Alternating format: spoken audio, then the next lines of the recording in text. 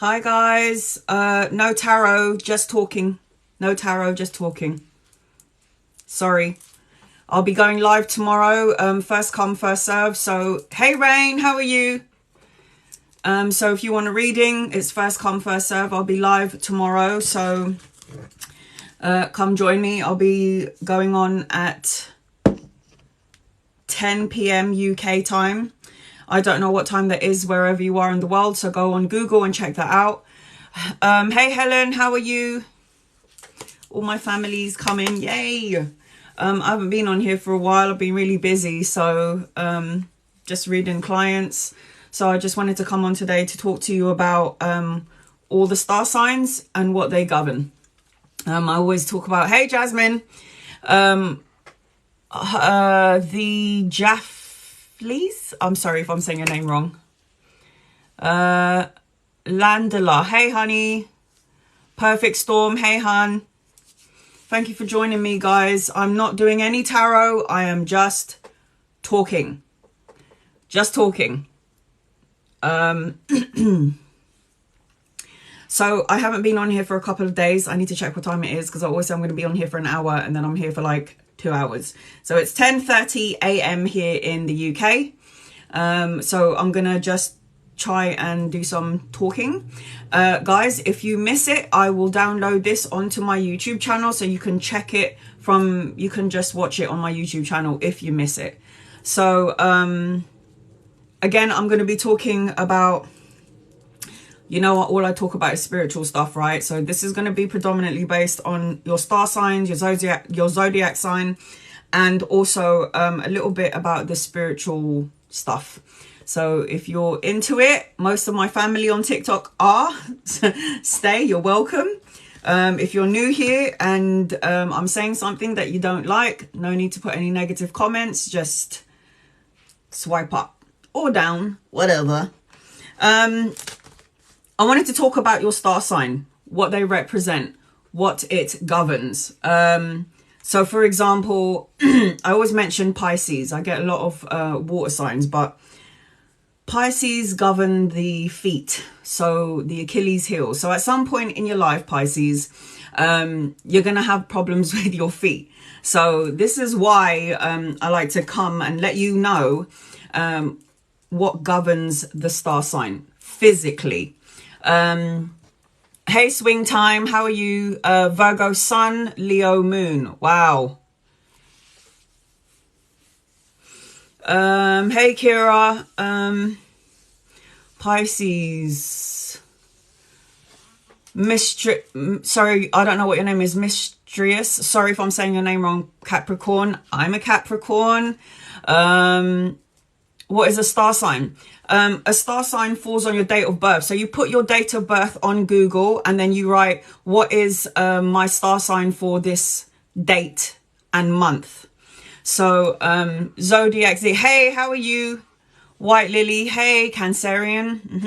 I'm gonna go through all of it, guys, and if you miss it, I'm gonna reload this on my YouTube so you can watch it from oh, you're welcome, Helen. Yes, I was told this by a psychic when I was a teen, lower back Sagittarius. I've got all the information that you need to know, and it's about what governs the physical body of the star sign. Now, when I found out what Capricorn is, when I was doing my studies on star signs, I was shocked, and because something happened to me a couple of years back, and then when I started delving into what affects the physical body of a certain star sign, I was floored. I was completely shocked because it resonates with that. It resonated with me. Aquarius Sun, Sagittarius Moon, Gemini. Wow. So you're predominantly air, Kira. You got that bit of fire in your belly. Hey, Libra. I'm sorry if I'm not saying your name right. Hi, good morning, beautiful souls. Iris, goddess of rainbows. Okay. Jasmine, you put your, if you know the time of your date of birth, you can actually go on Google and put what is my sun, moon and rising sign, and then there's a calendar and it tells you to put on your date, your time, whereabouts in the world you were born, because everything matters. So how you find out what your sun, moon and rising sign is, I can't find out mine. Do you know how frustrating this is? My mum is 76. She just had her birthday the other day. I asked my dad what time I was born. He was like, I don't even remember what I had for dinner yesterday. So I'm screwed. So I decided to call my hospital, and I thought to myself, let me find out from the hospital. The hospital said all the notes from the 80s are no longer on file. So I will never know what my sun, moon and rising sign is. I don't know. My mum said I was born early in the morning. My dad said it was night outside. So I'm like, you lot are rubbish. You don't even know. So I will never know. Never know. I suppose I'm not supposed to know. I'm a Sagittarius, Leo sun and Cancerian moon. Cancerian moons, highly psychic. When your moon is in a water sign, I mean, come on. This is like psychic city. But you have to know what time you were born, and my parents don't remember what time I was born. You know, what can you do? All the shades. Libra sun, Cancerian moon. There you go, another Cancerian moon. Scorpio rising, water signs. Come on. Hey Shona, I'm good. I'm not doing any readings today, guys. I'm just talking, and if you missed this live, I will repost it on my YouTube. What I'm talking about today is what each star sign governs physically, what to pay attention to, what to watch out for. So I'm just going to wait for a few more people to get into the room. It's 10:30 now in the UK. Well, 10:36 in the UK. Guys, I've got 3 notepads with so much information, and I don't even think I'm going to be able to get through it. But you know, I share this with my people, right? And if it resonates with your soul, then we're from the same soul tribe. That's it. So what I'm doing today, for those of you who just got here, I am talking about star signs and what the star sign governs physically, what you need to watch out for physically. Because when I found out what Capricorn governs, I was shocked, because I had been diagnosed with something prior. I know, right? I already had 4 open heart surgeries. What the hell else am I going to get? But again, this is my soul plan. This is my life plan. This is what I decided to go through, so I don't have to come back again here in the 3D world. So, this is more spiritual talk. This is astrological talk. This is not...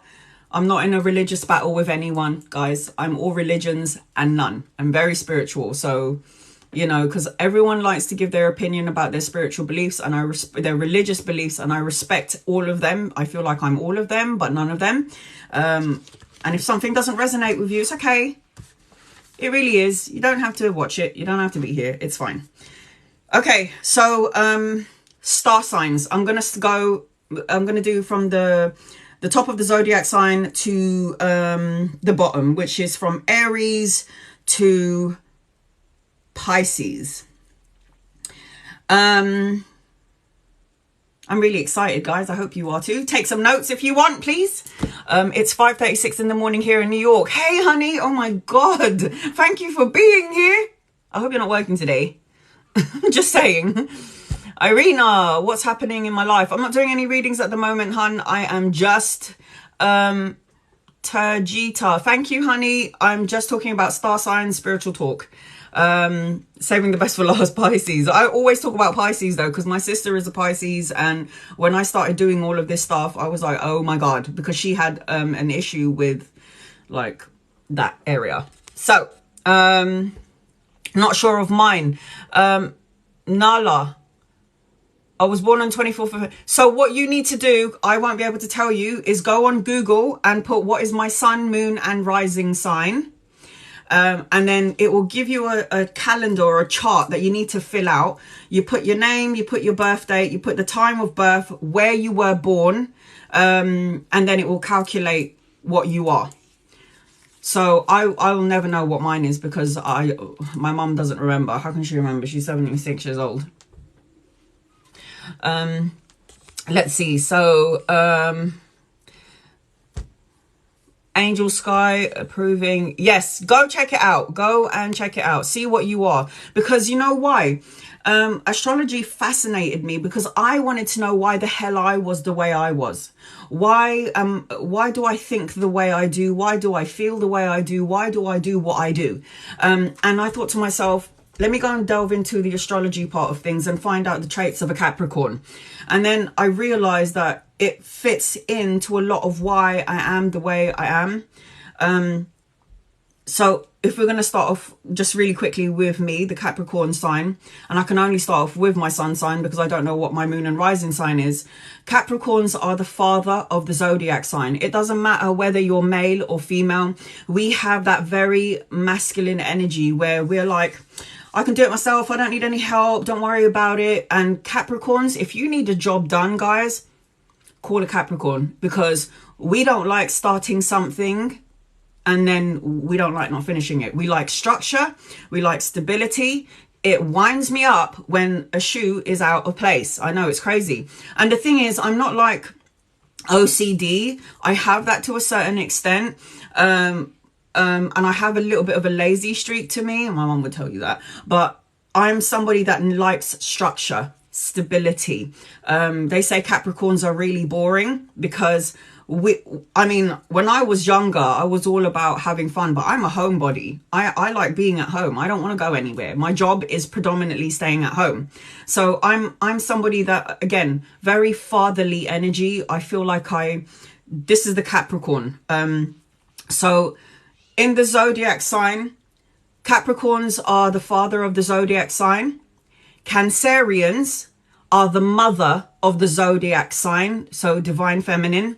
And Aries is the baby of the zodiac sign. And I'll explain to you what all of this means. Guys, oh my God. I need to go and use the toilet really quickly. I've got such a weak bladder and it's like, go to the loo. So give me a second. You guys talk amongst yourselves. I will be right back. Oh my God. So sorry, guys.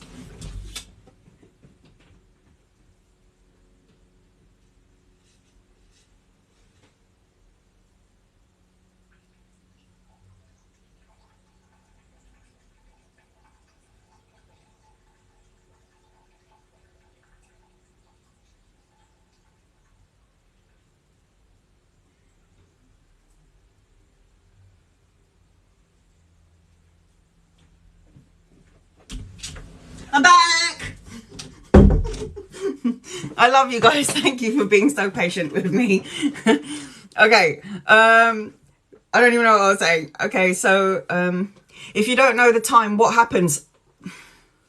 They'll give you a rough estimate of what you are. So some people, they say that if you don't know the time, put 12 a.m. 12 a.m. because it will be like the day before or the day after. Somehow they calculate it that way. So when I do it that way, I'm like Aquarius and Sagittarius, which actually makes sense because I am like all of those people, like those traits of those star signs. So I won't be able to tell you just sun sign. As long as you know what your sun sign is, that is the main star sign. The sun sign is the most important one. It's the one that governs who you are, why you're here, what you've come in to do. So, okay, we're going to start now. Some of you are cuspers as well. What the hell is a cusper? I don't know how to explain it, but it's kind of like your date of birth falls on... So if you're born on the, like on the 3rd, but you're kind of born on like 12-ish to the 4th, you would be a cusp sign. So you would have the traits of your main sign, your sun sign, and then the cusp of the other star sign, which falls into the other month. So for example, the guy that I was seeing, my young buck, my young Rastafarian, he actually thought he was Aries, and it turns out that he was actually a Taurus on the cusp of Aries. So he's got that, I'll tell you about Taurus in a second. I'll tell you about Aries in a second. So I tried to understand why he was the way he was, and it made so much sense. so much sense. And you have to also remember that star signs come into three categories. You're either fixed, mutable, or cardinal signs. I'll also explain what these are. Give me 1 second.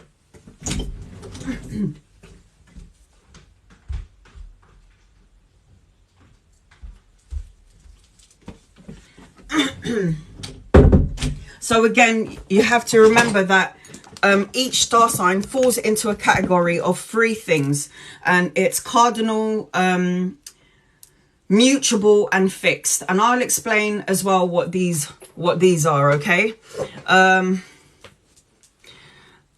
how do I know what star sign Maria, if you want to know what star sign you are, go on Google right now if you can.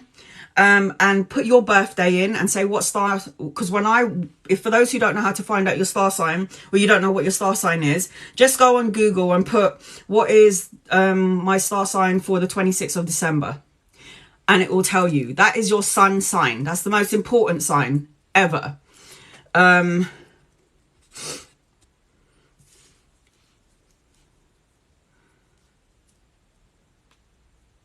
Can I move side to side so you can read my aura? Usually it helps to read an aura when you're just in a white background. Marie.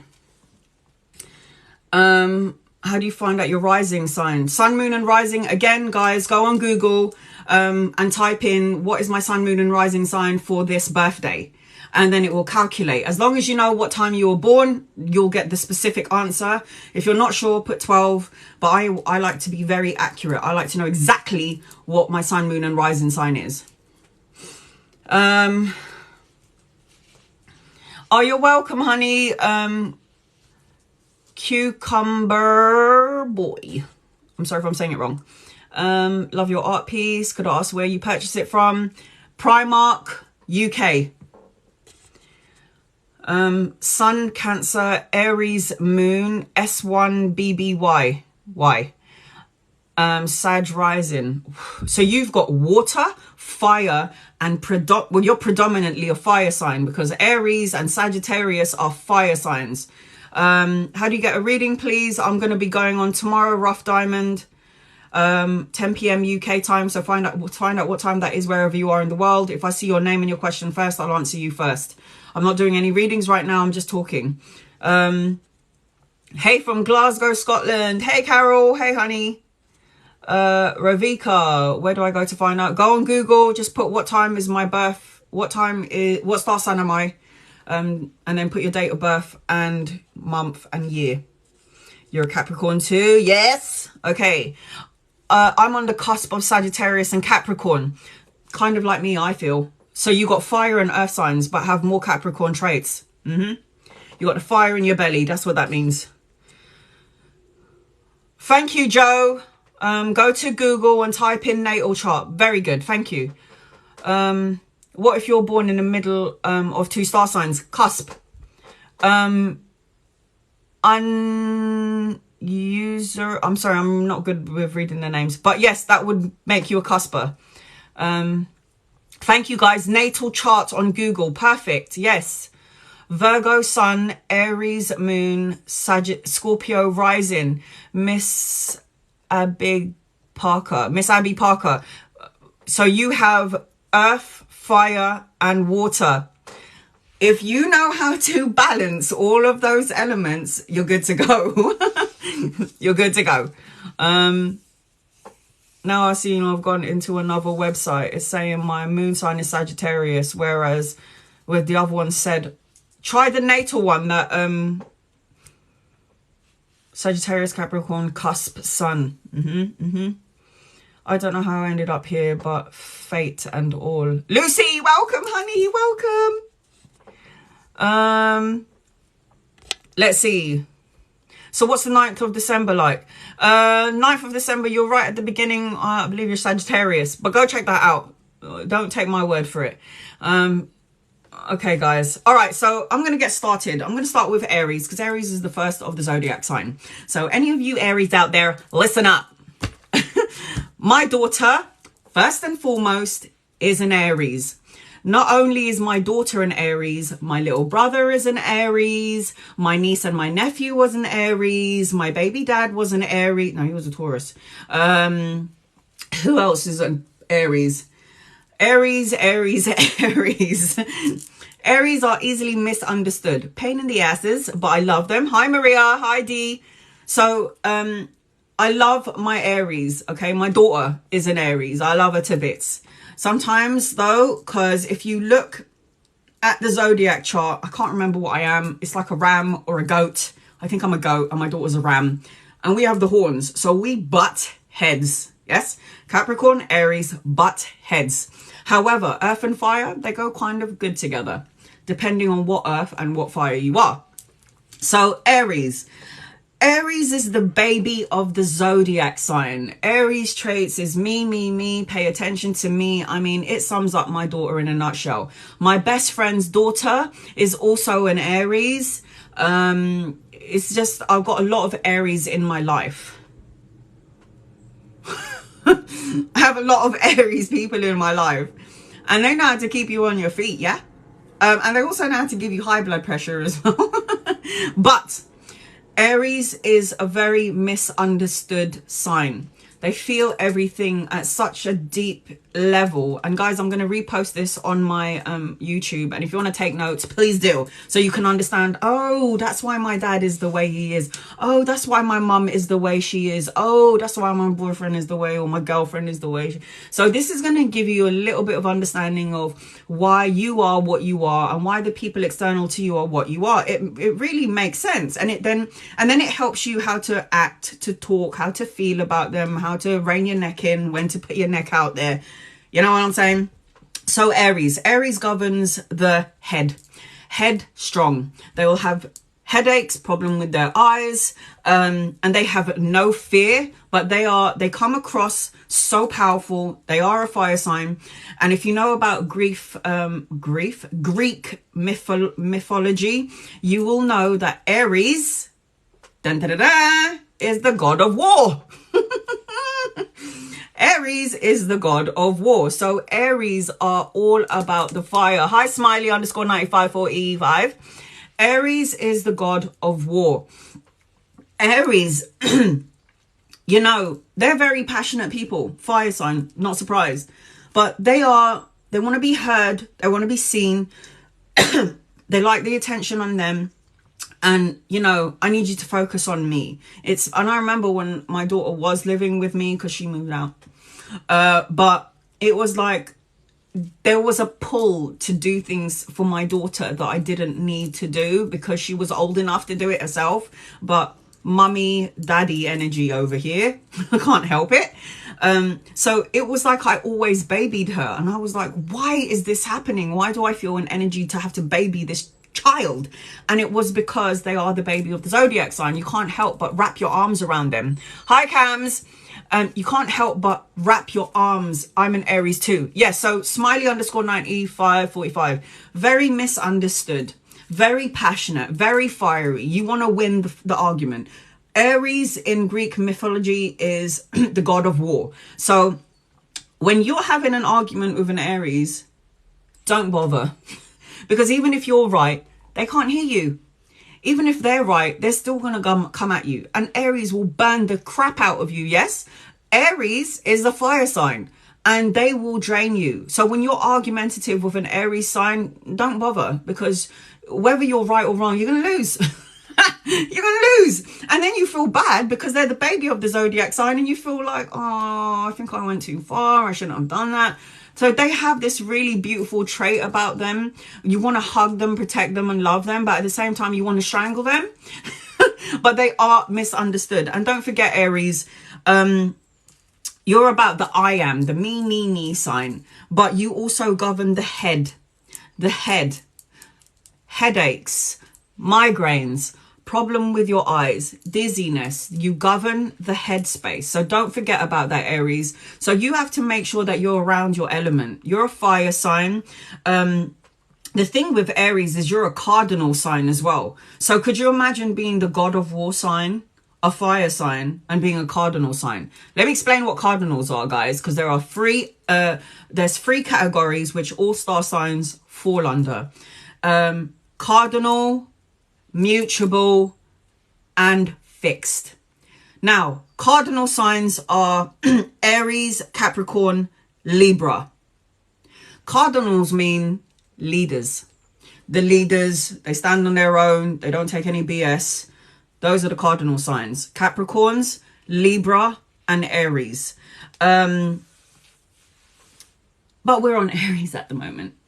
And Aries is the planet of Mars, as well as governing the fire, the strong, very warish sign. You govern the headspace, so don't forget that, Aries. You need to be in your element, so you need to light up some candles. Just don't burn your house down.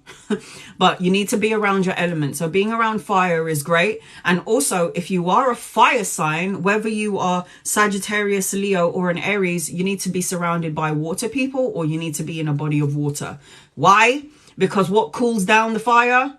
Water. So you could have long baths, long showers, be by a body of water, a lake, a river, or the ocean. Aries, it's also good for you as a fire sign. It keeps you calm. Instead of being the red flame, the god of war, you need to turn into the blue flame, the calm, peaceful Aries, and not take everything because you have a tendency to feel everything and absorb everything, and then you set everyone else on fire. And I'm just talking about personal experience with my daughter.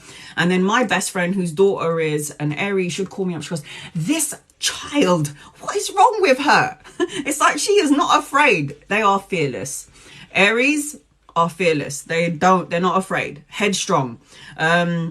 So watch out for that. Again, you govern the headspace. You'll have migraines, headaches. And it's because you're not in alignment. You need to be in your element of fire, so light up candles, or you need to be in water. Have water, drink a lot of water, be around water, because it will soothe you, Aries.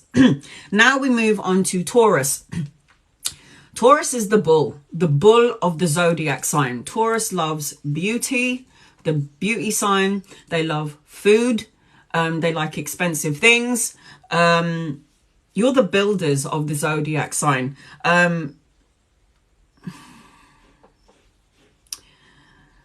You don't like change. A lot of the Tauruses, when they do, what's it called? They do the studies on Taurus. A lot of Taurus don't like change. And Taurus can be very stubborn. You guys are a fixed sign. You have stubborn energy about you. You're the bull of the zodiac sign. You don't like it. You don't like change. You liked having it your way or the highway. It's my way. But you're also you're the star sign of beauty. You govern Venus. But again, you're a fixed sign. You could have that really stubborn traits about you. And Taurus, you love art, you love beauty, good sex, and you like your food. And you govern the throat. So throat problems, maybe afraid of talking, not communicating. You're very good at singing, speaking.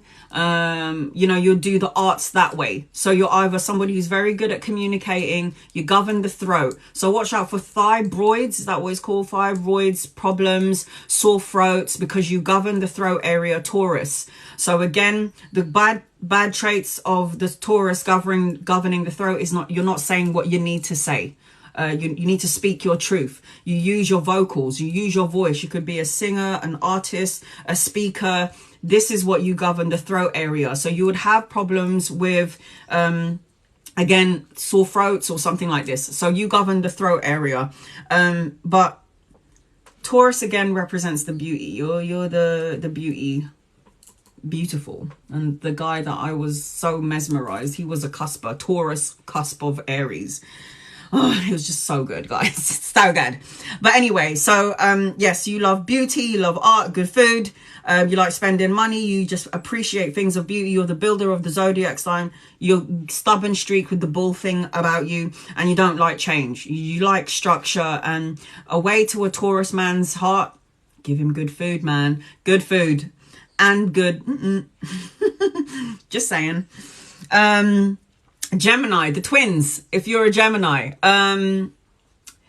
Gemini, oh, sorry, let me go back to Taurus really quickly. Taurus is an earth sign.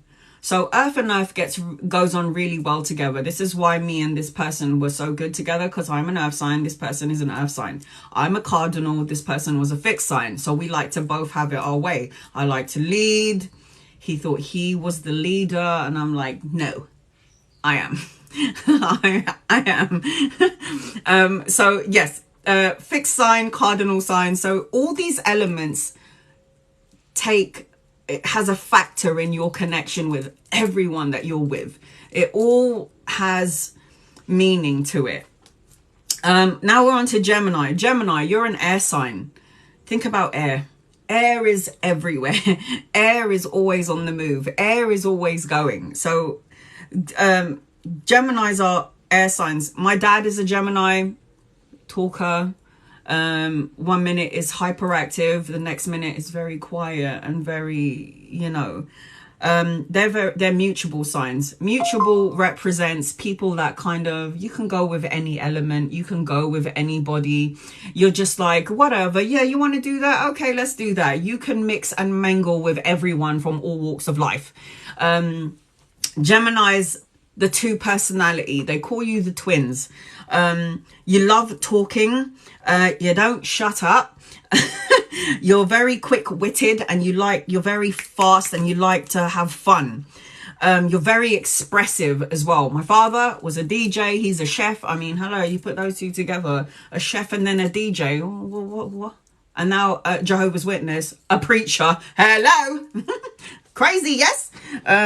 But yes, so my dad, Gemini, you govern the shoulders and the arms. Gemini, watch out for your shoulders, your arms. This is what you govern. So you could have issues with your hands, your arms, your neck, your shoulders. So you govern this area. But again, you're an air sign. Always moving. Don't stop thinking. Air signs, fire signs, continuously thinking, especially the air signs. You're always in the intellectual mind. You're always thinking. You always want to do something. You don't have to keep still. You're always on the move. I'll tell you who's always on the move. Water signs and air signs. Water absorbs everything around it. It molds into everything that's around it. Water becomes what it's around. It can mold itself into anything, everything, right? Air sign is also like water. Thinking. Gemini predominantly is thinking all the time. The water signs are more feeling, because water represents the emotions. Air represents the thinking. Capricorns are more still, like structure. Yes. Taurus is earth sign as well. Structure. We like stability. We like to have things in order, as well as Virgos. So anyway, Gemini, air signs, you govern the shoulders, the hands, and the arms. So watch out for that, Geminis. My Geminis out there. Okay, let's see.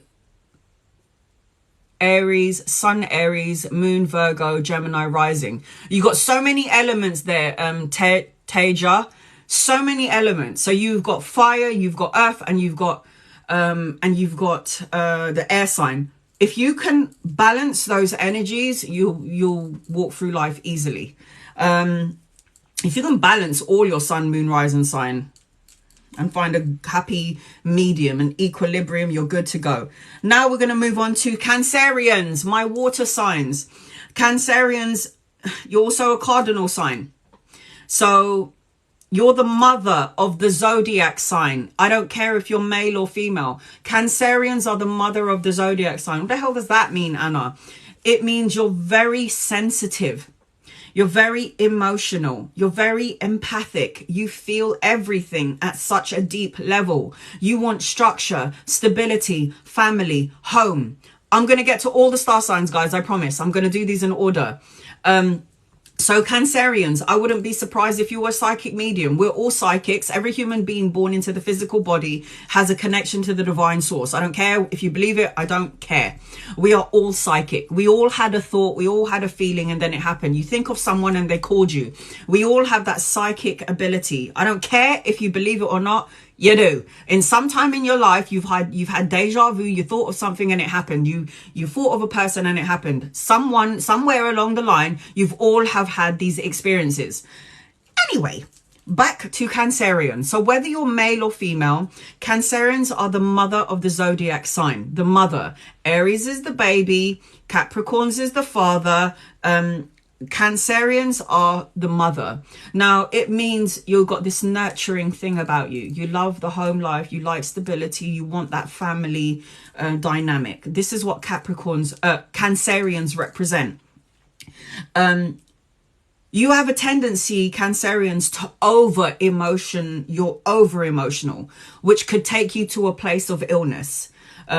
Dis-ease in the physical heart, mind, body and soul. When you don't have things flowing as a water sign your way, and you want that, you're so dead set on getting that family, that stability, you can make it, and you don't have it, you make yourself sick. You do a disservice to yourself because you feel everything at such a deep emotion, Cancerians, that you can make yourself sick. Stop doing that. Just go with the flow. Water should flow effortlessly. If you're trying to go against the tides of your emotions and of your life, you're going to drown, you're going to get tired. So Cancerians, you govern breast and your stomach. Prone to having possible breast cancer, not all of you, but this is all depending on how you think. Remember, cause and effect, law of attraction. You're an emotional sign. You feel everything, and when you feel everything, you do a disservice to yourself and you make yourself sick. DDI, I've already done Aries. If you want to go back, I will post this on my YouTube channel because I've already done Aries. You govern the head, so headaches, headaches, eyes, things like that. That's what you govern. But again, I'm doing these in order. So Cancerians, I'm back to my Cancerians. You govern, whether you're male or female, you govern the breast area and you govern the stomach area.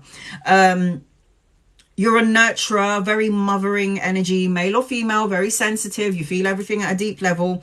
You don't go direct. If you think about what the crab looks like, the crab walks sideways. Yeah? My best friend is a Cancerian. You never go straight, do you, Cancerian? You go sideways. you don't make it easy for yourself. You go sideways. That's what the crab does. It walks sideways. You never go direct. You go to the side. So again, Cancerians, you govern the breast and the stomach. That means you have to watch out for those areas. The only way for all the zodiac signs to get into alignment, when I talk about what you govern physically, meditation, guys. Meditate on all of your chakras. Let me just show you quickly what the chakras are. I always show you this. These are all the chakra points.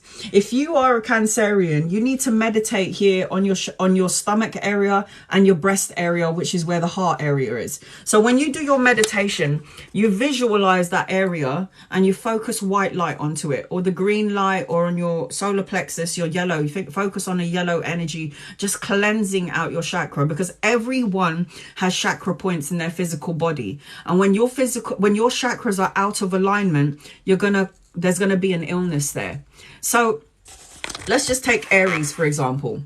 If you are somebody that's always thinking too much, always worrying so much, and you've got like problems in the head, headache, anxiety, that stress, and because you're always thinking so much, Aries, you govern the headspace. You need to meditate on that area. You know what this is, yes? This is the crown chakra. You need to visualize, is it violet, purple, like a purple color? Meditate on your chakra over your head. Meditate on the head area. Meditation is really powerful, guys. Some people say it's more powerful than modern medicine. I'm not telling you not to take modern medicine. Of course, do that. But you also should try Reiki, meditation, holistical approach as well to any ailments or any illnesses. So don't forget that. Whether you're male or female, Cancerians is the feminine of the zodiac sign, and you govern the breast and the stomach. So be wary of that, okay? When you worry, Cancerians, you will make yourself sick, creating an ailment within those parts of you. Aries down to Pisces. If you worry, it will affect that area of who you are, because it governs you. So watch out for the way you think, what you feel, what you say. As I always say, you know, law of attraction, manifestation, cause and effect. What you put out there, you get back in. You have to remember, this isn't real. I know you lot are thinking, what the hell is she talking about? Who's seen The Matrix? You're plugged in to The Matrix, guys. Am I purple? It's my favorite color. Purple and pink is my favorite color. Purple is the crown chakra. Pink is the heart. My favorite color. I mean, I'm an old woman, and my mom would walk into my room and she's like, why is everything pink and purple? It's like, you're a kid. I am a kid. In the Bible, it says remain childlike. Good thing to do, because we don't judge everyone like this. Hi, Kerry. How are you, honey? Now we're on to Leo. Leo. Cancerians, you're a water sign. You already know that. Now we're on to Leos. Leo, you're a fire sign. Fixed sign. What does fixed sign represent? Stubborn. Very stubborn. You have really big hearts, Leos. Fire sign. You lose your temper. You get mad like Aries, like Sagittarius. My daughter is an Aries. My two best friends, one's Cancerian, one is Sagittarius. I know their traits very well. So, Leo, you have the heart of a lion. You have big hearts. You're beautiful, good hair. Leo, great hair. But sometimes you have a tendency to show everyone in the public, I'm good, look at me. But then you go home, you show all this confidence, Leo. You show all your confidence out there in the public. But then when you get home, you're so hard on yourself. I miss you too, Carolyn. Hey, honey. Why do you do that? Gemini, already done Gemini. Gemini, stop thinking too much. And you govern the hands and the shoulders. So watch out for that. But Leo,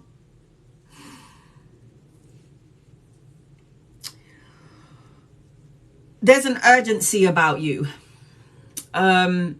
You'll show everyone that you're this confident lion, you're strong, you're powerful. But then behind closed doors, like I was saying, you're like so hard on yourself. You put yourself down. And I don't know why you do that. You have one of the big hearts, I know. But sometimes you could come across ignorant.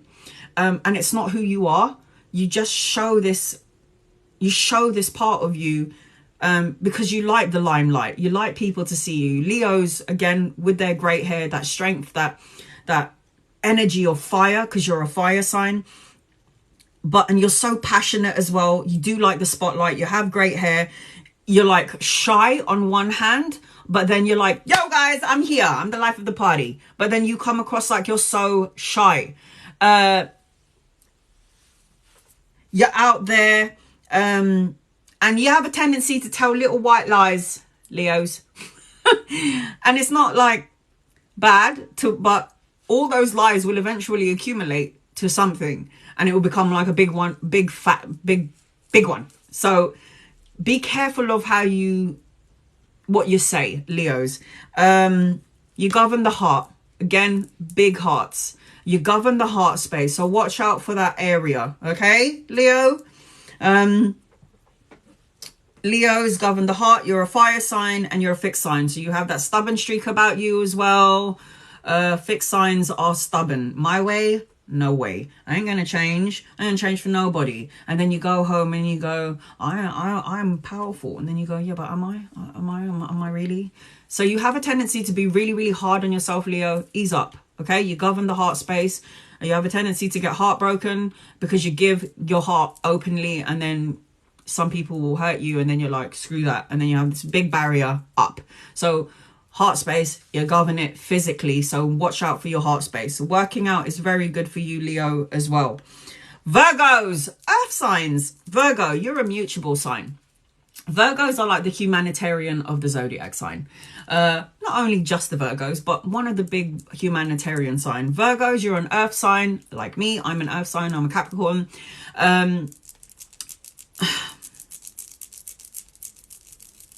Virgos are very quiet people, from what I've experienced. You're very good out there in the public, but you're also very quiet. You go into the hermit mode. You know, you like to keep to yourself. Usually you're an earth sign. Earth signs are homebodies. You like to stay at home. And Virgos, you have a thing about analyzing everything. You analyze every single thing, every person, every situation, every word. Someone says something and you're like, okay, I'm hearing that. And then what you do is you go home and you think about it and you're like analyzing it. What did that person mean when they said that? Did they mean this? Did they mean that? I'm not sure. Let me just think about it some more. You have a tendency to analyze everything. You guys, actually, when I say you come in as humanitarians, you have an energy about you to heal. You're a healer. You have the healing ability. You are somebody that's there for everybody that when they need you. Maybe you overdo it. You're supposed to be of service to humanity. You're supposed to be helping. So a lot of the Virgos that I know that either do healing work, police force, somewhere around helping is what Virgos do. You also have a tendency to be... You'll give so much to someone and do a disservice to yourself. Just saying. Virgo. I don't care if it's to your mum or your dad. You give so much to everyone, you do a disservice to yourself, and then you feel like crap because you don't know how to divide yourself into thousands of places. You need to be there for your mum, for your wife, for your husband, your children. I need to be at work to make sure I'm serving my purpose for everyone out there. And you're making yourself sick as well. So you have a tendency to spread yourself a little bit too thin, Virgos. So you need to watch out for that. You govern your intestines, the intestines. So you have to watch out for the food that you eat. Because if you don't, I feel like a lot of Virgos, especially the masculines, are on the toilet 24/7. I know this is a masculine trait, but anyway, Virgos, you govern the intestines. So you have to watch out for the food that you eat, okay? Be careful what you put into your stomach, because shits. Just saying. Okay, Libra. My mum's a Libra. Now, when you look at the Libra, it's the scales. So you have to ask yourself, Libra, are you a balanced Libra or are you like this? Are you up and down, up and down, up and down? There ain't no balance. So, Libra, you love love. You love to spend money. You're a cardinal sign. Cardinals are leaders, the one who likes to lead. We don't follow. I'm also a cardinal, so you don't follow. You are somebody that likes structure, stability. You're about law. If you look at the scales on the zodiac sign, Libras represents the scales of justice. You like justice so if you see somebody doing an injustice to somebody, you're somebody that likes to defend the underdog. You're somebody that likes to stand up for the people that don't know how to stand up for themselves. Again, you like balance, you like truth, you like justice. It's very law, very... Libras like the scales to be balanced. If you are not a balanced Libra, you govern the kidneys. Watch out for your kidneys, Libra, because you govern the kidneys. You're also an air sign. What does that mean? You think too much. You think about past, all the things that happened in the past. You think about all the things that has gone wrong and you bring it to the forefront of the now. And then you wonder if it's going to happen again. Because you like structure and balance, you have a tendency to overthink things. My mum is always thinking about the past. And I'm like, why are you talking about that again? It happened like 50 years ago. She's 77, 76, one of those. And you have a tendency to always think about shit that happened 50 years ago. I'm like, Mum, You can't get into a time machine and change what happened. It is what it is. Let it go. But she does. So sometimes my mum can be a balanced Libra, and sometimes she can be like this. And when she's like this, she's hitting me with them scales, right? And I look after my mum. So, Libra, watch out for your kidneys. You govern the kidneys. You love beauty. You love art. You love music. You can't make up your mind, though. You think too much. You are a cardinal sign. You like stability and structure. This is my way or no way. But at the same time, you don't know how to make up your mind. You're like, you're unsure. Should I do it this way? Do I do it that way? If I do it that way, I don't know. I go to my mum. Okay. She's like, okay, we're going to go shopping. Okay, mum, where do you want to go? Let's go to Morrison's. Okay, good. No, I think we should go to Tesco's. Make up your mind. It's so indecisive. And then I'm like, and then I go, and you know what else my mum does as a Libra? Oh my God.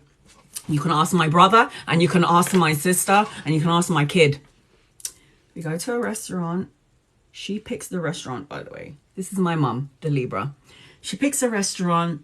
She picks the food. And then she's like, I don't like it. And I'm like, oh my God, why don't you stick to what you know then? Why are you changing it? So she's very indecisive. Good morning, eh? Hi, honey. Geraldine, how are you, hon? So that is Libra for me. I love this woman. I can't live without my mum. I can't. But sometimes, guys, sometimes make up your mind, okay?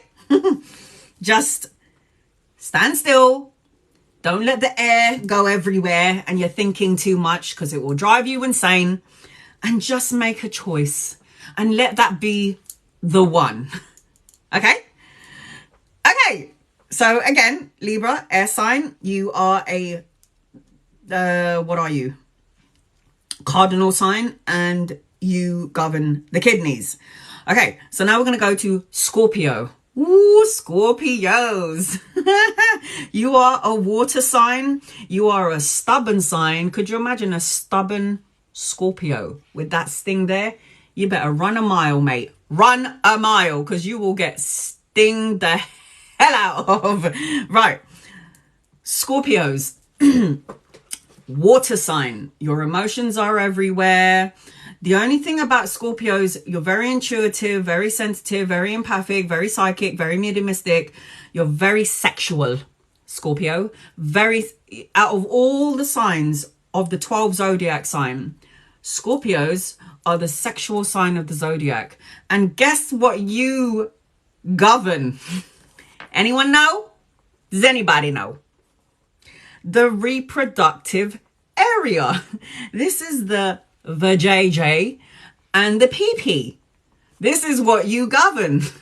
The reproductive area. So Scorpios, watch out for that region, because this is what you govern. The reproductive area. Yes.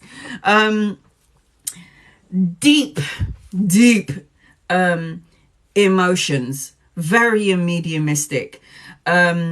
You find out about everything, Scorpios, but you don't share anything about yourself. Very secretive, Scorpios. Scorpios like to get information. Water sign. What are you? Very fixed, stubborn sign.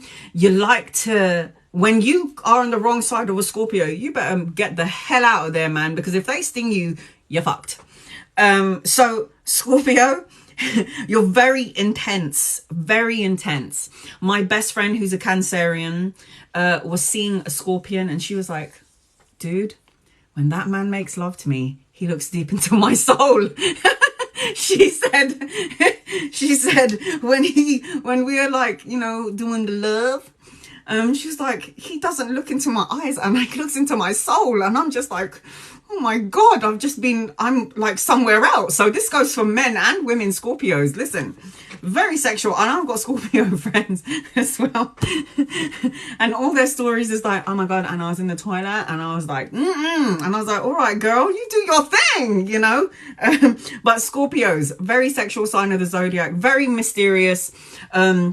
You're very empathic, very intelligent. You will sit there and listen to everyone talk. You'll absorb all the information you can get, but no one will ever know about you. You're somewhat of a what's the word? You're somewhat of there's a word and I can't remember what it is. You're just like mysterious. There's something very mysterious about Scorpios. Very, very mysterious. Majestic. Yes. Okay. There's something very, very sexy about you guys as well. Very mysterious. Yes. You're somewhat of a anomaly. That's the word I was looking for. You are somewhat of an anomaly, Scorpios. Listen, I haven't been with a Scorpio yet, but if I ever do get with one, I will keep you guys posted. So again, you govern, Scorpios, the enigma. That's the word I was looking for. So you are, you govern the reproductive, Geraldine, I will see you later. 4 p.m. my time, but your time, you know what time it is. Right. So yes, you govern the reproductive area, the JJ and the PP, whether you're male or female, that's what you govern. So watch out for that. Okay. Sagittarius, my best friend, one of my best friends. So my best friends is a Cancerian, one is Cancerian, and the other one is a Sagittarius. So Sagittarius, when I'm with my Sagittarius best friend, I am a child all over again. I am the biggest kid. We do stupid things together. I'm an old ass woman. So I was in my late 20s. And what do? We're like looking for dudes. Okay, so how do we look for dudes? We get on the train. Free-spirited, 100%. Sagittarius. So we're on the train and we're like, okay, what we're going to do? We're going to search for some dudes. And we're like, okay, we're going to have fun doing it. What do? Let's get on the train. Let's get on the train to nowhere. And you know what we do? We would move from one carriage. We'd walk up and down the carriage to see if there's any fit men. If there isn't, we get off the train, run to the next carriage, and we check if there's any men from the top to the bottom. That's how we do it. From the top to the bottom of the train, we have so much fun together. I am a child when I'm with her. I love her. Sagittarius, you're the life of the party. What can I say? You are the life of the party, like Leos. Sagittarius, you govern sciatica. So the top and the bottom of like the bum. Up, so I guess like the lower back and then underneath the bum area. Sciatica, you govern top of the bum, more of the top of the bum. You have deep emotions. Hold on, I can't read my writing. You are knowledgeable people. You can do a lot of things, Sagittarius, and you have like your mind is like, I don't know how else to explain it. It's like, your mind is so expansive. You're so knowledgeable. It's insane. The things that you can learn. Your mind is of the world. That's how Sagittarius are. Sagittarius have good asses. I have to say, if you look at the zodiac signs and you look at a Sagittarius, they have the horse's ass. And then they have the human part of them here. So big ass, small top half, male or female. You've got nice asses, and you know the top part of you is quite. If you're a masculine, very strong. If you're a feminine, you know, small here but big asses.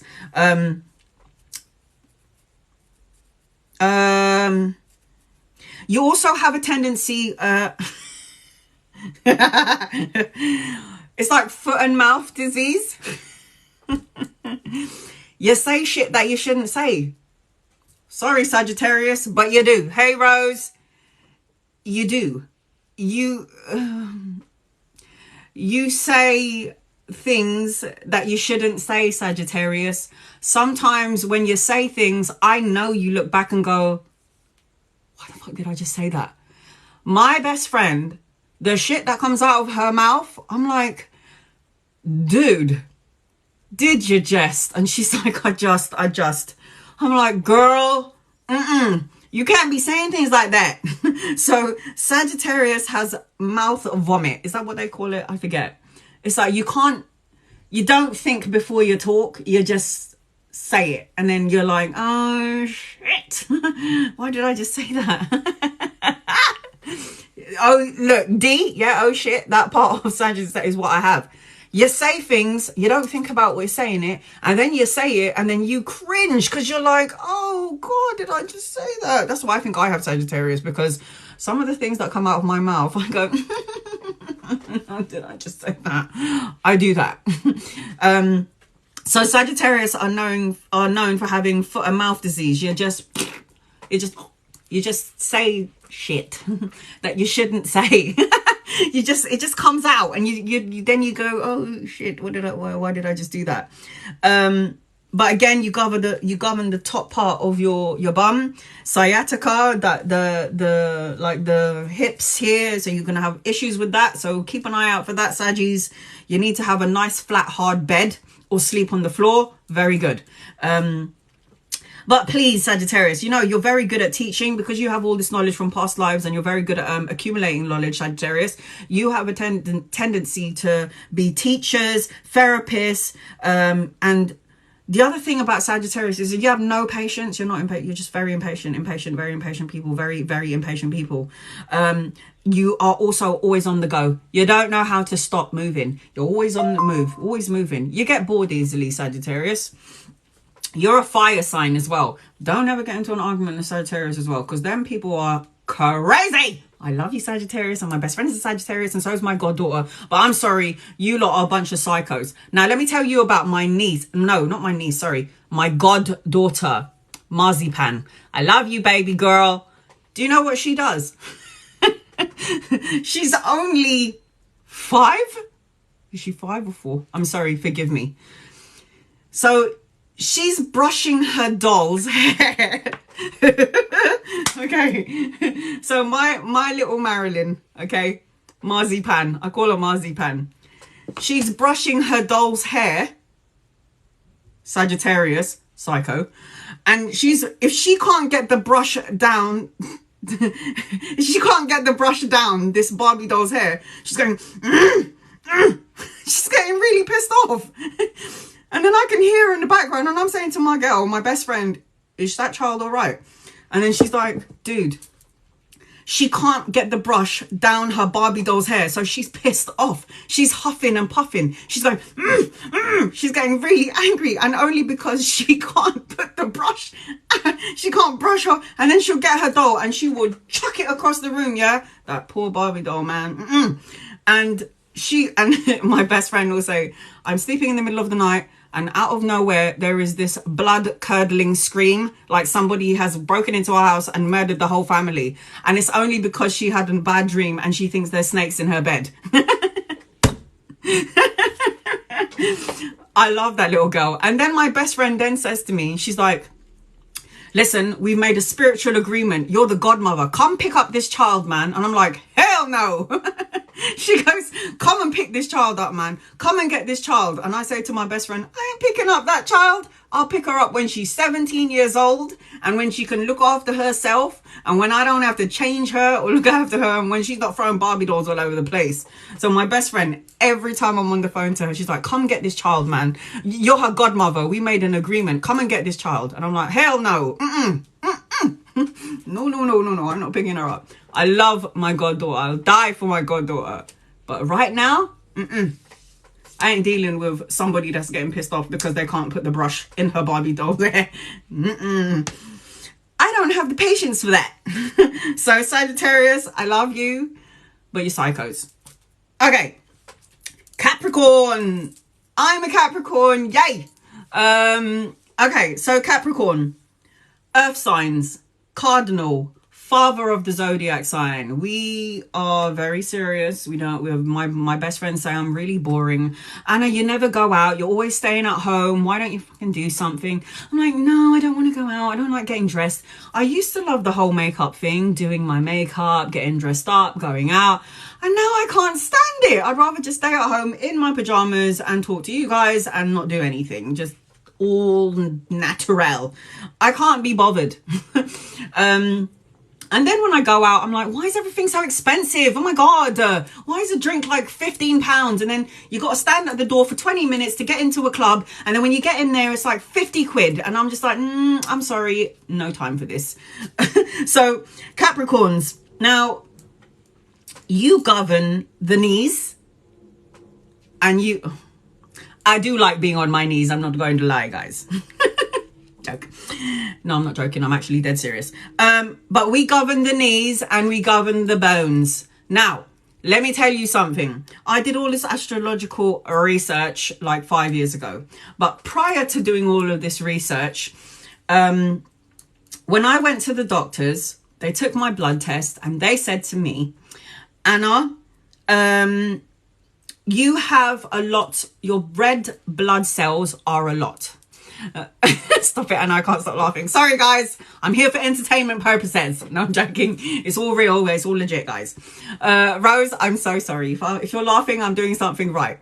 Okay, guys. So, Capricorns, when I went to the doctors, they took my blood test and they said to me, Anna, your red blood cells are really, really high. And I was like, okay, what does that mean?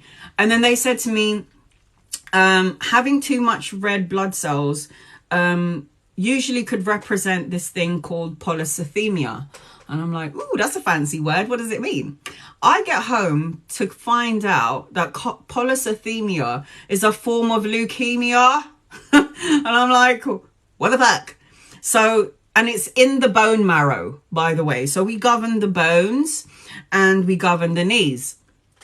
Obviously, I don't claim that, guys. You know, I don't claim anything that anyone says to me, because claiming it is giving that person more power, and then I start to feel it and then I become it.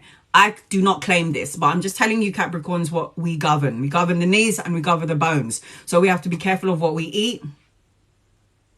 I'm not careful of what I eat. I eat all the shit foods that you shouldn't eat. And I try to balance it with the good foods, and I drink a lot of water, guys. Okay. So we have to be careful of what we eat, but it governs the bone marrow. I'm not really surprised that my red blood cells are high. It's simply because when I had my 4 open heart surgeries, I had to have blood transfusions. So I have blood, different kind of blood from everybody all over the planet. I don't know who's giving me their blood, but thank you for that. I wouldn't be here if it wasn't for you. So I'm not really surprised that my blood count is really high, but Capricorns, we govern the knees and we govern the bones, which is funny because the bone marrow thing, I was like, wow, this is like so on point. We like structure. We like accomplishment. Hoarders. I would like to say that I'm not a hoarder, but I do like to keep a lot of my old shit. And then I look back at it and I'm thinking, why do I have this top from like when I was born? I don't know why I have it. It's awful. I have things from when I was like 12 and I'm like, why do I have this? It's ugly. So we tend to be hoarders. We like things steady. We're very hard workers. We usually get what we want, by the way, and we're quite organized, Capricorns. Again, I don't like it when something is out of place. I get really irritated when something out of place. I have a certain way of doing things, and if it's not done that way and you're not complying to we're going to have problems. Yes. So this is what Capricorns are like, and we're very fatherly. I'm a woman, but I'm very masculine. It's like I'm very dominant. And that's why for any men out there, I'm looking for a man who's quite dominant. Okay. So I'm very dominant in life. So it would be really, really nice if I could meet a masculine who's going to be like, yo, woman, sit down, but in a loving way, not in a horrible way. But yes, Capricorns are very dominant. We're very masculine energy. We can take care of ourselves. We don't want anybody. No, we don't need anybody. We just want someone. So Capricorns, don't forget, you govern your knees and your bones, and you are the father of the zodiac sign. Cancerians are the mother of the zodiac sign, and Aries is the baby of the zodiac sign. Aquarius. I'm now on my Aquarius. Aquarius. air sign. Aquarius, you are a fixed sign. You have a stubborn streak about you as well. I feel like I have Sagittarius and Aquarius in my birth chart. I don't know for sure, but my traits are very similar to Sagittarius and Aquarius. Aquarius, forgive me. Aquarius. Mediums, I feel very mediumistic. Aquarius, you are an air sign. You are also somebody that doesn't know how to stop thinking. You're thinking all the time. Aquarius is always analyzing shit. You're always, your mind, I always say, if you cut open the brain of an Aquarius, I swear to God, you'll see like the whole planet in there. The whole planet. So you are somebody that likes to, you think too much, you like knowledge, you accumulate a lot of knowledge, very smart people. You govern the circulation system, the whole body. It's like the circulatory, the system in your body, the circulation of the body. That's what you govern. So you have to be very, very careful of what you put into your mouth. That sounded really weird, but or is it just my dirty little mind? It's okay. So you have to be careful of what you eat as well, because you govern the circulation system. And that's, for me, the circulation system is the whole body, right? So you have to be careful what you put into your body. Seriously, guys. You're like investors.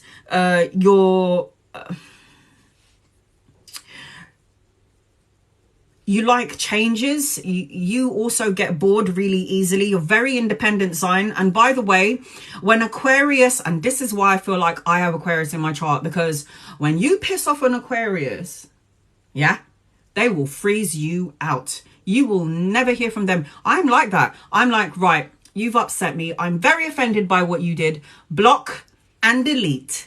This is what I am. I do this all the time. And I did it with my best friend. She's like, why do you block and delete me knowing full well you're going to add me again? And I'm like, because I'm pissed off. I'm upset with you. And this is how I deal with shit. I block and delete. This is how I do it. And this is why I feel like I've got Aquarius traits in my birth chart. Definitely must have it. But yes, I'm just like, right, you upset me. Block and delete, block and delete. You can freeze out anyone. You are the most independent sign of the zodiac, Aquarius. You don't mind being on your own. You're good on your own. You don't need anyone ever. You just would like somebody there just to have company, but you don't need anyone. Very, very independent zodiac sign. You need your space. Aquarius, you need to have your space. Yeah, you're an air sign. You need to flow freely. You need to do your thing. I don't need people all up in my grill. Get up out of my face. Leave me to do my thing. That is what you're like. That's what Aquarius are like. And if they don't like you, seriously, guys, you're getting frozen out. Just saying. Again, you govern the circulation system. Circulation system for me is all the veins in your body, everything. So you have to be careful of eating fatty foods because it can cause blood clots, and then no one wants a blood clot, right? So Aquarius, please watch out for that. Pisces. I am now on my Pisces, and I always mention Pisces. And I do because my sister, and it happened to my sister, and I was like, oh my God, this is so accurate. What the fuck? So Pisces, water sign. You're a mutable sign. Pisces is, I go with the flow. I'm easy. Yeah, we could do it. But you're also fucking indecisive. And this is not directed to any of my Pisces out there. It's just to my sister. What the fuck? She's so indecisive. She's like... I went to France with my sister and my Aries daughter and my Aries niece and goddaughter. And we just wanted to relax and chill and enjoy Notre Dame and all of that stuff in France. It was so beautiful. And there's my sister with her water self going, come on guys, let's go here, let's go there. And it's blazing hot and we just want to sit in the shade and just enjoy our view. No, this woman wants to be a proper tourist and she wants to go here, there and everywhere. And we just want to chill. We just want to like enjoy the sights. We're in France. We're here like looking at all these beautiful places and we want to sit here and absorb the energy. This woman, as a water sign, water is always flowing, going up and down, going everywhere. She wants to go everywhere. Pisces, you govern your feet, the Achilles heel. So at some point in your life, Pisces, you may have an issue with your feet. So watch out for that. The Achilles heel, very psychic, very mediumistic. Pisces tend to have their heads in the clouds because you're very mysterious star sign. You're always creating in your mind. You sometimes zone out. I bet you do, Pisces. When you're at school, you're dreamers. Yep. You're at school, your teacher's talking and you're just out there looking at the window because you are somewhere else. You're astral traveled into another area, into another dimension. So you're daydreaming and you're like, and then the teacher is talking to you, but you're too busy daydreaming. So you have a daydreaming energy about you, Pisces. Head in the clouds, totally indecisive. What the fuck? But you know what, Pisces? You are, I hate to say this, Donna, but you are, my sister's called Donna, fucking people pleaser, man. No! And I'm sure not all of you are like that, but my sister's people pleaser. She like will do everything for everyone. She'll call her mates if she's in like Costco and she's like, hi, I'm in Costco. What do you want? And it's like, you don't have to do that all the time. Once in a while, it's okay. But she is such a people pleaser. And her kids would say, the only thing that matters to mum is if her best friend is okay. And it's like, what? And her best friend, by the way, is also a Pisces. So it's like Pisces and Pisces colliding. Ooh, that's a world of emotions. But yes, so Pisces, again, you govern the Achilles heel. The feet, you govern your feet. So at some point in your life, Pisces, if you're having issues, if you're like a runner or you're really athletic and you're running, you may have problems with your feet, which would mean that you'd probably have to run on the grass. Just saying. But you are very sensitive, very emotional. All the water signs are Cancer, Pisces, Scorpio. Water represents the emotions. You feel you're governed by your emotions. Sometimes you let your emotions get the better of you, water signs. You can't do that because you'll make yourself sick. Pisces, again, you're a mutable sign. So you kind of like, yeah, okay, we'll do that. Yeah, okay, we'll do this. Very, very psychic sign. So guys, I've done that rundown from Aries to Pisces about what you govern energetically in the physical body. So watch out for those. If you've missed it, please go on my YouTube channel because I will download this from TikTok and I will put it on my YouTube channel if you've missed it. I ain't done with you lot yet, so I hope you're still ready, still okay to talk. Because I want to go into the spiritual part of things now. Just want to let you know. But yes, Scorpios, Cancerians, I would love to hear Taurus. Shay, I went from Aries to Pisces. Taurus was my second one. I promise you, honey, I will download this on my YouTube channel. You don't have to subscribe to watch it. I will download it later on and you'll be able to watch everything. But just really quickly, Taurus governs the throat. So you have to speak your truth, say what you need to say. Usually Taurus are very good communicators or singers. They do that kind of thing. But I promise I will download this onto my YouTube channel later on. But I wanted to talk to you about spiritual stuff just really quickly because I've got 3 pages on this and I just wanted to let you know, guys, why we're here and why we do what we do, as well as star signs. Everything is a factor. Everything is important. The first thing that I want you to know, and guys, go and check out Dolores Cannon. Dolores Cannon. Dolores Cannon is a hypnotherapist. therapist. Did I say that right? And she does past life regression, like Dr. Brian Wise. If you go and check her out on YouTube, mind blowing. My mind is like, I can't believe it, and it resonates with my soul. It's like, yep, what she's saying is absolutely spot on. I'm going to put it I'm going to simplify everything that she's talked about, what I gauged and learned from her. But Dolores Cannon, yeah, she's so good. Go and check her out. She's on YouTube. So I subscribe to her channel because there is always information that she's giving out to the masses. And everybody, have you ever felt, let me get started here. Have you ever felt like you don't belong in this planet? Like you are not of this world? I always used to say, I hate this planet. I hate this world. And then she was like, well, you're here, you're human. And I was like, well, if this is what it's like to be human, I don't want to be human. I don't belong here. I don't want to be here. Why am I here? This planet is so hard. Am I the only one who feels like this? And I realize there are millions of people all over the world with all different walks of life that feel the same thing. Do you know why you feel that way? It's because you're not from Earth. You are probably from Atlantis. You're probably from another dimension, a water planet. You're probably from Mars or Pluto, whatever. Your soul is the one that is everlasting. The physical body dies. We all know that. We are born and then we die. We all know this. But I always said to my friend, I don't want to be human, because if this is what human is like, then I don't want to be here. Because what do humans do? We're so horrible to each other. We kill each other off. We're racist to each other. We do horrible things to each other. This is not my planet. I don't want to be here. And that is 100% true. If you guys feel that way, you're an alien. You're an alien from a different dimension. I'm an alien and I've come into this 3D world and I'm like, what the fuck is going on here? I want to go back home. This is what is starseeds. Light workers, rainbow child, we come from other dimensions, other planets. And when you leave the Earth school, you go back home. I feel like I'm from a very watery dimension because I love water.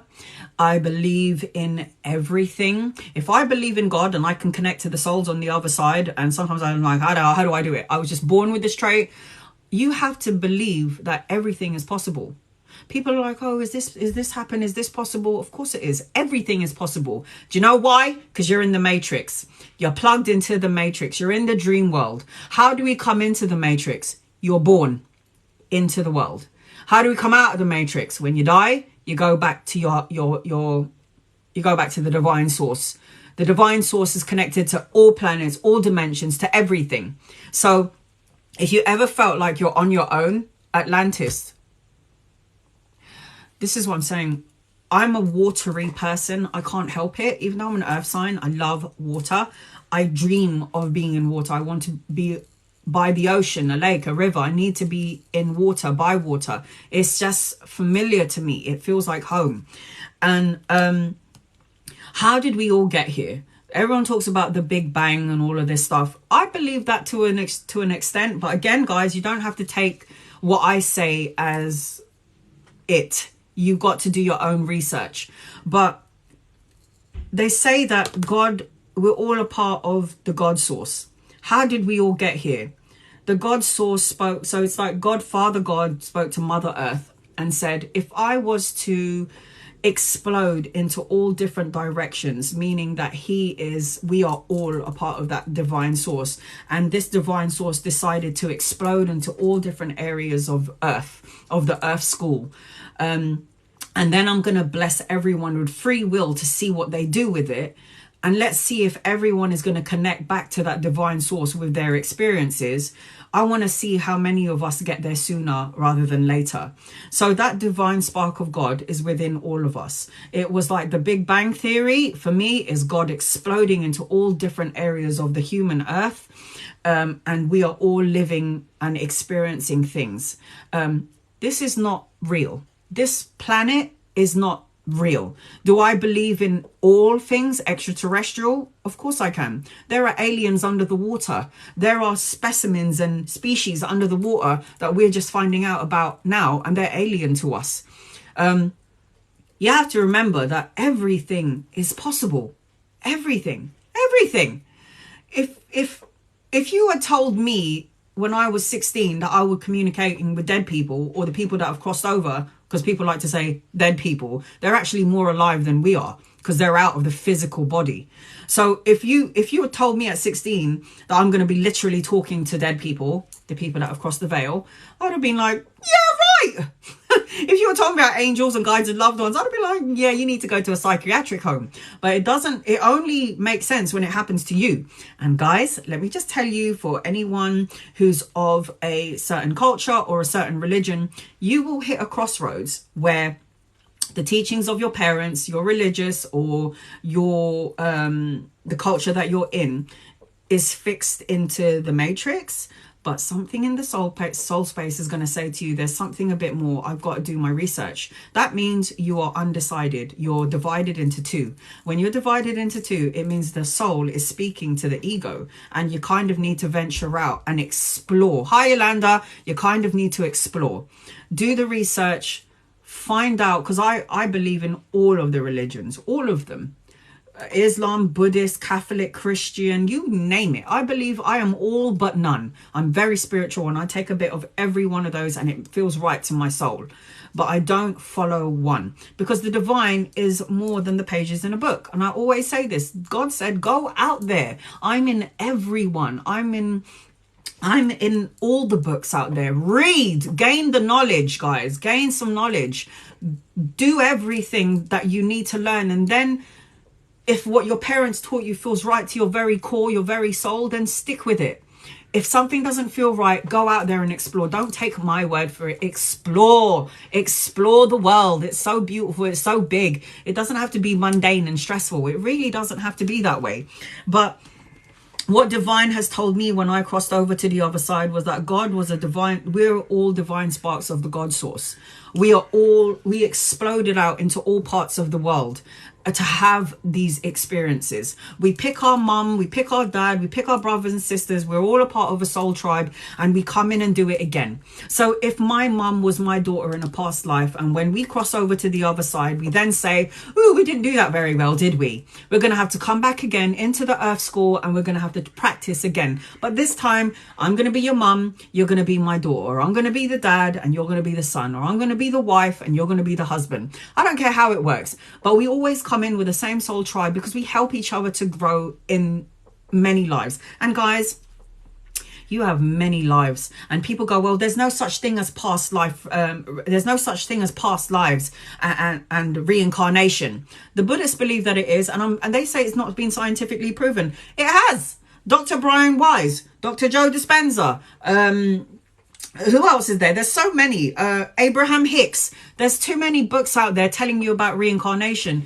It's the people are, they're afraid. They're afraid of this information. But it's out there. It's scientifically proven that spirituality, past life regression will prove to you that there is such thing as reincarnation. There are books, millions and millions of books written about it. So it is scientifically proven. They don't know how it happens. They don't know why, but it's scientifically proven from people all over the world, all over the planet, different cultures, different religions. Everyone has had that near-death experience where they say they floated up out of the body and they were like, oh my God, I'm home. This is home. Like, this earth school was not even real. We're only there for a certain amount of time, and then we die and we go back home. And it's like, I've had many, many lives. You have been here before. If you are incarnated and you're here again, it's you've been here already. The problem is, in your past life, you didn't learn something, and you've come back in again to learn that thing. So the cycle, you can come off this wheel.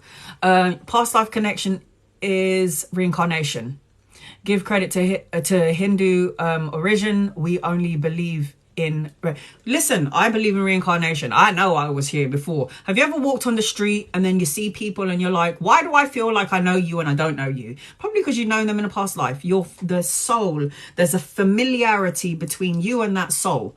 And it's to grow and progress. Sean, yes, to grow and progress. It's soul evolution. It's soul growth. This is why you come back in again, to learn that the things that you haven't learned. And I was brought up as I always get mixed up between the two, Catholic, Christian, and the Bible has saved my life so many times. But there's certain things in the Bible that I think to myself, hold on a minute, this is a bit extreme. Like how people say God is a wrathful God, and if you are evil and you are wrong, he will burn you in hellfire. No. The God source that I met and my mum met and the millions of people have met when they had a near-death experience says that the God source, the God of all humanity, God of heaven and earth, is a loving God.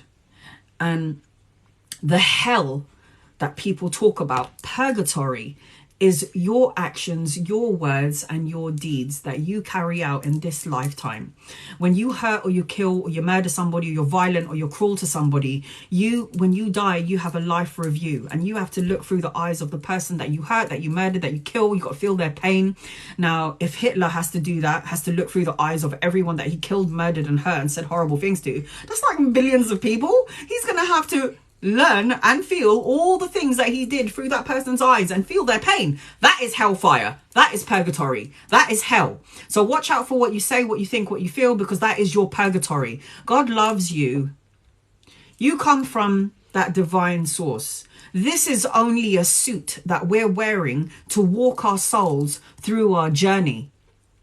So you have to love the suit that you're wearing. You have to look after it. You have to take care of it.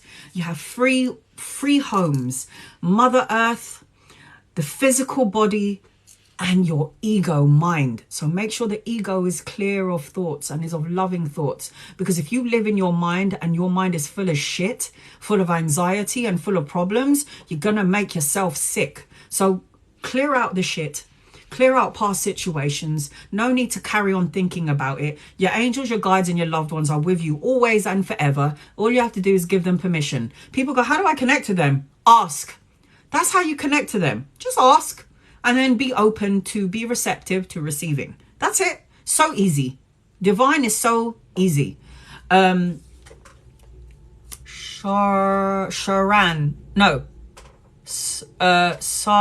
Sorry if I'm saying your name wrong. You needed to hear this? Good. I'm glad. But just do your research, guys. Don't go watch Dolores Cannon, Dr. Joe Dispenza, Dr. Brian Wise. This is The Matrix. The Matrix movie couldn't have made it any... And when did that come out? That came out years ago. So, and there were things prior to The Matrix coming out letting you know that we're plugged into the Matrix. This isn't real. This is why people say manifest, manifest. You can manifest everything you want into your life. Did you know that you co-created the world that you're living in right now? Hold on a minute. So I co-created when I got beaten up and when my daughter got hurt, like when her baby dad threw hot chocolate on her face. You know what I mean? You co-created your world. When you think of negative things and you think that things are always going to go wrong, the universe only works with your vibrational frequency. So if your vibration is very low, the world will just give you what you're vibrating. The universe gives you what you think, what you feel, what you say, what you put your energy into, your focus into is what you create. So if you're always like me back in the day, not now, I'm 40 and I know better. Back in the day, if you're somebody that's always thinking that, yeah, I'm going to get hurt, this is going to go wrong, I'm never going to have any money. This is what you put your energy and your focus on. And what happens is you call that in. Cause and effect. Law of attraction. Do you know why you're here, guys? You're here to manifest and manipulate the energy of the planet. If you master manipulation of the energy to your favor and for the highest good of yourself and all concerned, you don't have to come back to the earth plane.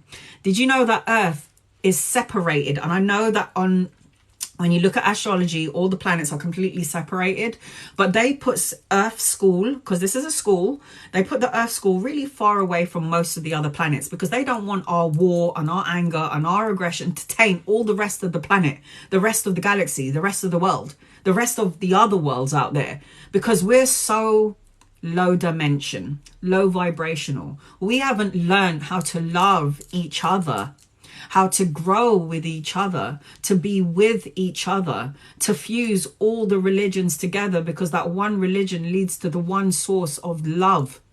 We separate ourselves because we believe in that specific religion. We believe in this religion, and my religion is better than yours, and my religion is right and you're wrong. That's how we separate from each other. The devil's greatest trick, listen up, guys.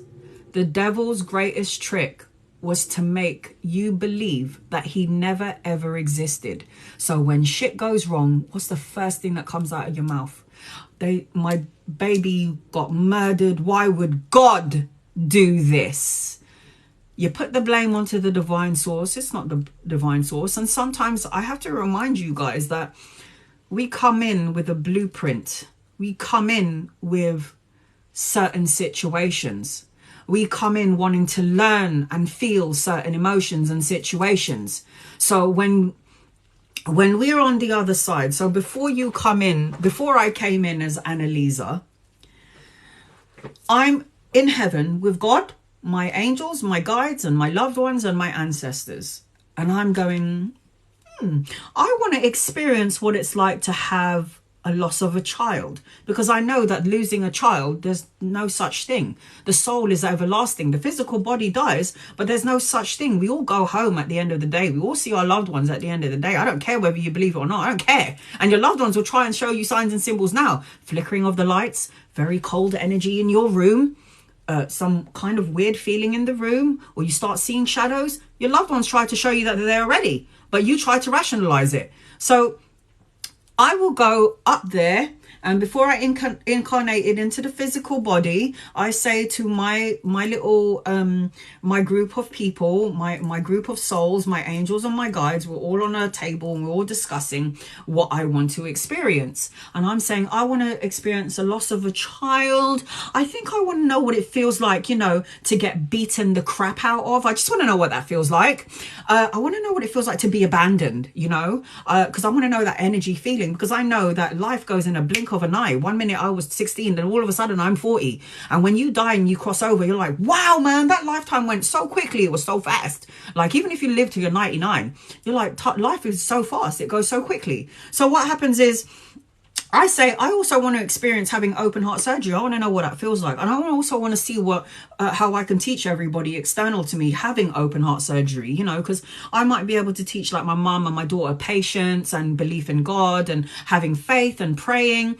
The power of prayer is really powerful. So I want to go through that experience, have my chest clamped open for 9 hours while they fuck around with my heart. Yeah, I want to go through that experience, even though I might get a blood clot or, I might have blood poisoning or whatever. I want to go through that experience. Why? Soul evolution, soul growth. But then your guides and your angels, your ancestors and your loved ones will go to you, Annalisa, are you sure you want to experience all of that? That's a bit much.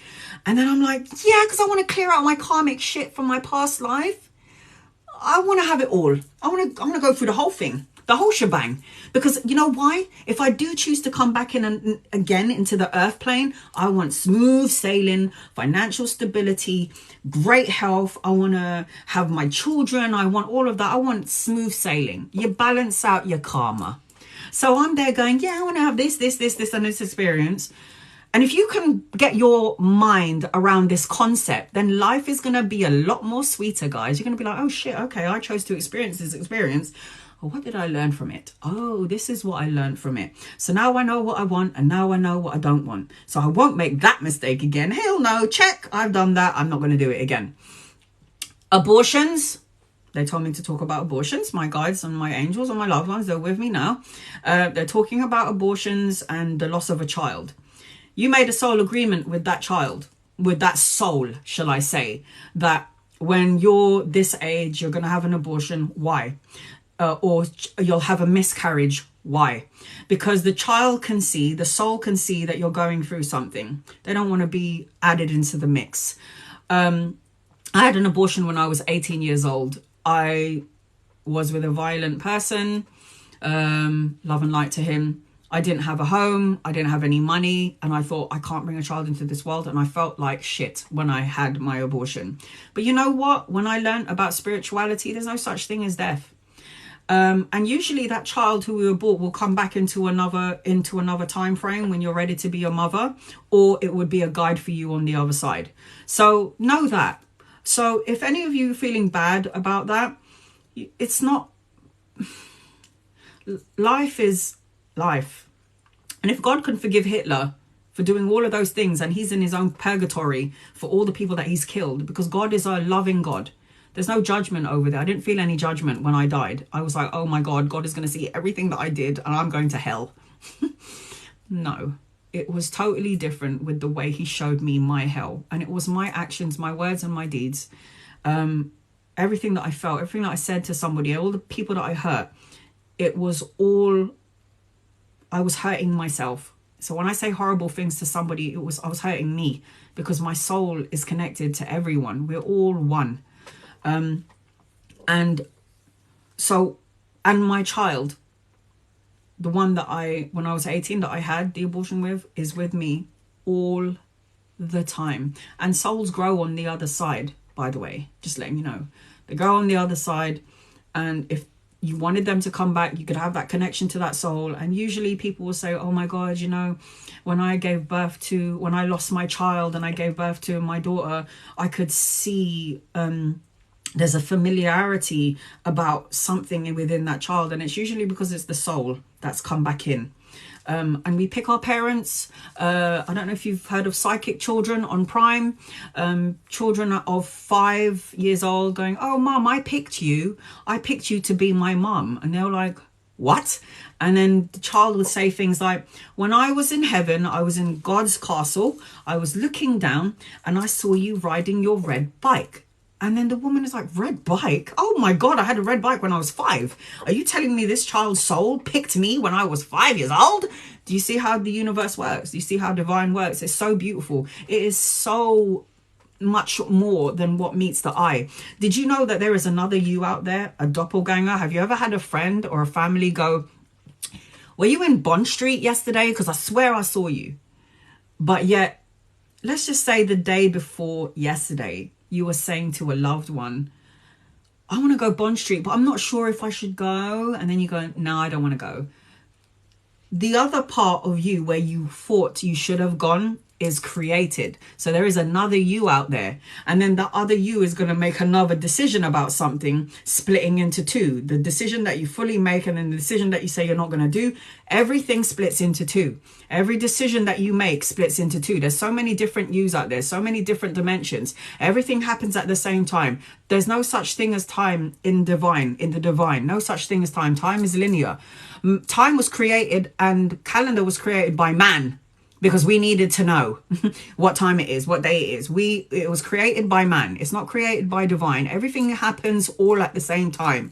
There was, and I really wish I remembered it, guys, but I was on YouTube one day and I was doing my research and I was watching this program. I can't remember who it was with because I follow so many people and I've watched thousands of videos on YouTube. And there was this one woman, and she astral traveled, literally. Okay, let me just tell you the story. So this is what happened. This woman was lying down in bed and she was saying to herself, because the alarm went off, she could hear her children screaming, going, Mom, we want breakfast. Come on, we have to go to school. Hurry up, get out of bed. And this woman sat there thinking, I wish there was two of me. I wish I could this part of me could just lay down. And then another part is going to get up, prepare the breakfast, get them washed and ready for school and then out the door. And I'm just going to sit here and relax. And I watched this, and this was an interview by this woman. I just can't remember which one it was because I've combed through so many thousands of videos from Dr. Joe Dispenza, from Dolores Cannon, from everyone. And this woman, she visualized herself getting up out of the bed while the other part of her was still asleep, turning off the alarm clock, going into the shower, brushing her teeth, washing her face, going downstairs. She visualized all of this stuff. Going into the kids' room, saying, get up, get dressed, it's time for school, let's go. So she visualized that, but you won't believe what happened. The now part of her gets up, turns off the light, goes to the shower room, brush her teeth, goes into the room, wakes up the kids. The kids are not in the room. She goes downstairs. The kids are by the front door. And then she was like, have you not eaten? Have you brushed your teeth? And she was like, they said, yeah, Mum. You brushed your teeth, you prepared our breakfast, and now we're waiting for you. It happened. She managed to divide herself into two in one time frame. She managed to get herself into 2. Her children saw it. As far as she was concerned, she was lying down on the bed, just visualizing that she's out of the bed doing this situation. But her children saw her come out of the bed, get them ready for school. She then wakes up her now self, and her kids are at the door waiting for her to go and drive to school. But she had already done all of that. She pulled herself out. She created the second part of her, and she did all of it. And there was no time. It's so hard to wrap your head around, but it's real, guys. I'm sorry, but it is. And I know a lot of you out there who are watching me leaves your body and astral travels. You travel. When you go to bed, every time you go to bed, and this is why every human being in the world has to go to sleep. When you go to bed, your soul leaves your physical body. That's why you have dreams, because you're there. You're in another dimension. And I bet you when you come back into your body, you're like, oh my God, I've been sleeping for 8 hours. Why is my body so tired? It's because you've been traveling. You've been astral traveling. Your body's been everywhere. Your soul has been everywhere while the body sleeps. And they say that you're connected to an ethereal cord. It's like a gold cord connected to your body that goes out there. So your soul can travel so far, but you will always get pulled back into the physical body every time you wake up. Have you ever woken up and you just go like that? You jolt. It's because your soul slams right back into your body. It's astral traveling. We do it every night. Some of us remember. I have had clients email me going, Anna, what the fuck? I just saw my body. I was at the corner of the roof of my ceiling and I could see myself lying on the bed. I was like, okay, you're an astral traveler. And she's like, oh my God, you're making it sound really simple and it's really scary. And I'm like, why are you scared? When you're an astral traveler, you're very powerful. You just need to learn how to manipulate the dream, the unconscious. And when you can manipulate that, you can manipulate the energy of your 3D world, manifesting everything that you want into your reality. This is all proven, guys. This is all legit. This is why I'm saying don't take my word for it. Go and watch Dolores Cannon, Dr. Joe Dispenza, Brian Wise, Joe Vitelli, all of these amazing people. And I'm telling you now, friends, I had one of my good friends when I was working at Citibank in Canary Wharf here. I had a really beautiful girlfriend. Her name is G. I'm not going to give out her full name. And she'll be like partying with her girlfriends. She's an Essex girl. She'd be partying with her girlfriends and then she'd drink and she was like, oh my God, and I was so paralytic. That's what she used to say to me. I was so paralytic. And then I'm like, okay, so you were off your nut. And she was like, oh my God. So I was at a party, yeah. And I was sitting on the chair and I was at a party. And then all of a sudden I saw my body on the chair. So her body was so physically drunk that her soul was like, I don't like this feeling. Fuck that. So her soul astral traveled and she was on the ceiling looking down at her body. I mean, come on. And she was just like shocked. And I was like, you're an astral traveler. That's what you are. My best friend, Shivi, I love you. She was able to see spirits as a young child. And she would astral travel as well. She said I would hear voices in my room and I would see figures going past and I would turn to the wall because I was so afraid of what I could see. So she was very mediumistic from a young age. I mean, up until this point, I don't even think she is a medium, but she tells me about all the spirits that she sees. And it's like, hello, if you can see spirit, it means you're a medium. But she was like, yeah, so I would have all of these, I would see things, I would hear people speaking in different languages. And this is when she was like 9. Like she was so young and this is not something that she would ask for. And she would freak out so badly. She would run to her mum's room and she would tell her mum, there's people in my room, there's voices and spirits in my room. And because her mum is very spiritual, she opened up the Bible, put it under her bed and then the voices stopped. She closed that door, completely shut. If you don't want it and you don't want to hear it, the door will shut until you're ready again, until you're really ready again. So when you see spirits or when you hear things, you're a clairvoyant, clairaudit. Clairvoyant is clear seeing, clairaudit is clear hearing, clairsentient, clear sensing, and clear cognizance is just a knowing. I just know. So, oh, thank you, honey. Thank you, wild spirit. Clear cognizance is just a knowing. I just know. So, Oh, thank you, honey. Thank you, Wild Spirit. Who is this? Is this Maxi? All right, Maxi, what's up? If you don't want to be here, you don't need to be here. No one's forcing you here. This is for my family and my people only. I send you love and light. Where are you? I don't know why people have to come on here and say horrible things. If you don't believe in what I believe in, you don't have to be here. Look, there's so many people saying, there's so many people defending me. This is my family. I love you guys. Thank you. Okay, let's see. Let me just see if I can find, because I don't want any negative person to be a distraction for my family here. Let me just find you. Sorry, guys. Give me a second. Maxi, Maxi, Maxi. I send you love and light, Maxi. You don't have to believe in what I believe in. You just don't need to be here. No need to be horrible. You believe in what you believe in, and what is right for you is right for you. It doesn't necessarily mean it's right for everyone else. And I'm here telling everyone to go and do your own research. You don't have to listen to what I'm saying. I'm just letting you know from years of experience, years of being mediumistic, being psychic. I am just letting you know what I have learned. And usually I like to do this because a lot of my my family on TikTok, a lot of my family on YouTube and Instagram go, Anna, I cannot be bothered to read and comb through everything that you have read. I just don't have time for it. So you doing all the research just helps me understand. So that's the reason why I do what I do. I can't find this person. Hold on.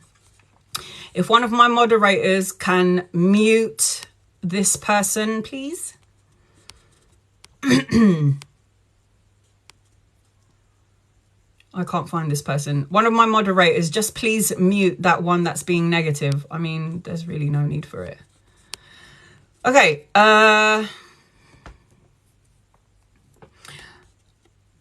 Yes, I miscarried as well. I've miscarried as well, but my babies are still with me. My babies don't leave. Your babies don't ever leave you, and they will come in again if they want. Oh, here you are.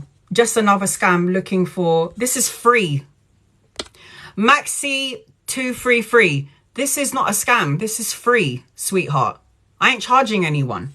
And if somebody wants a reading from me, I don't put a gun to somebody's head and go, pay me. This is all if they want. Free will. So I found you. I send you love and light. Oh, you've only got 13 followers. Okay. You might not be even... You just might be a really horrible person, but love and light to you.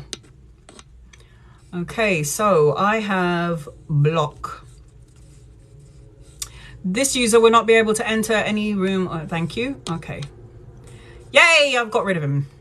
Maxi. And people say I'm scamming. I'm not asking you to pay me anything, guys. Come on. Sometimes talk to people... Andrea, sometimes people talk to me and I know exactly if they are lying or not. I do too. I do too. Like, one of my best friends was trying it the other day and I was like, did you da-da-da-da-da? And she was like, shit, I can't lie to you. you know.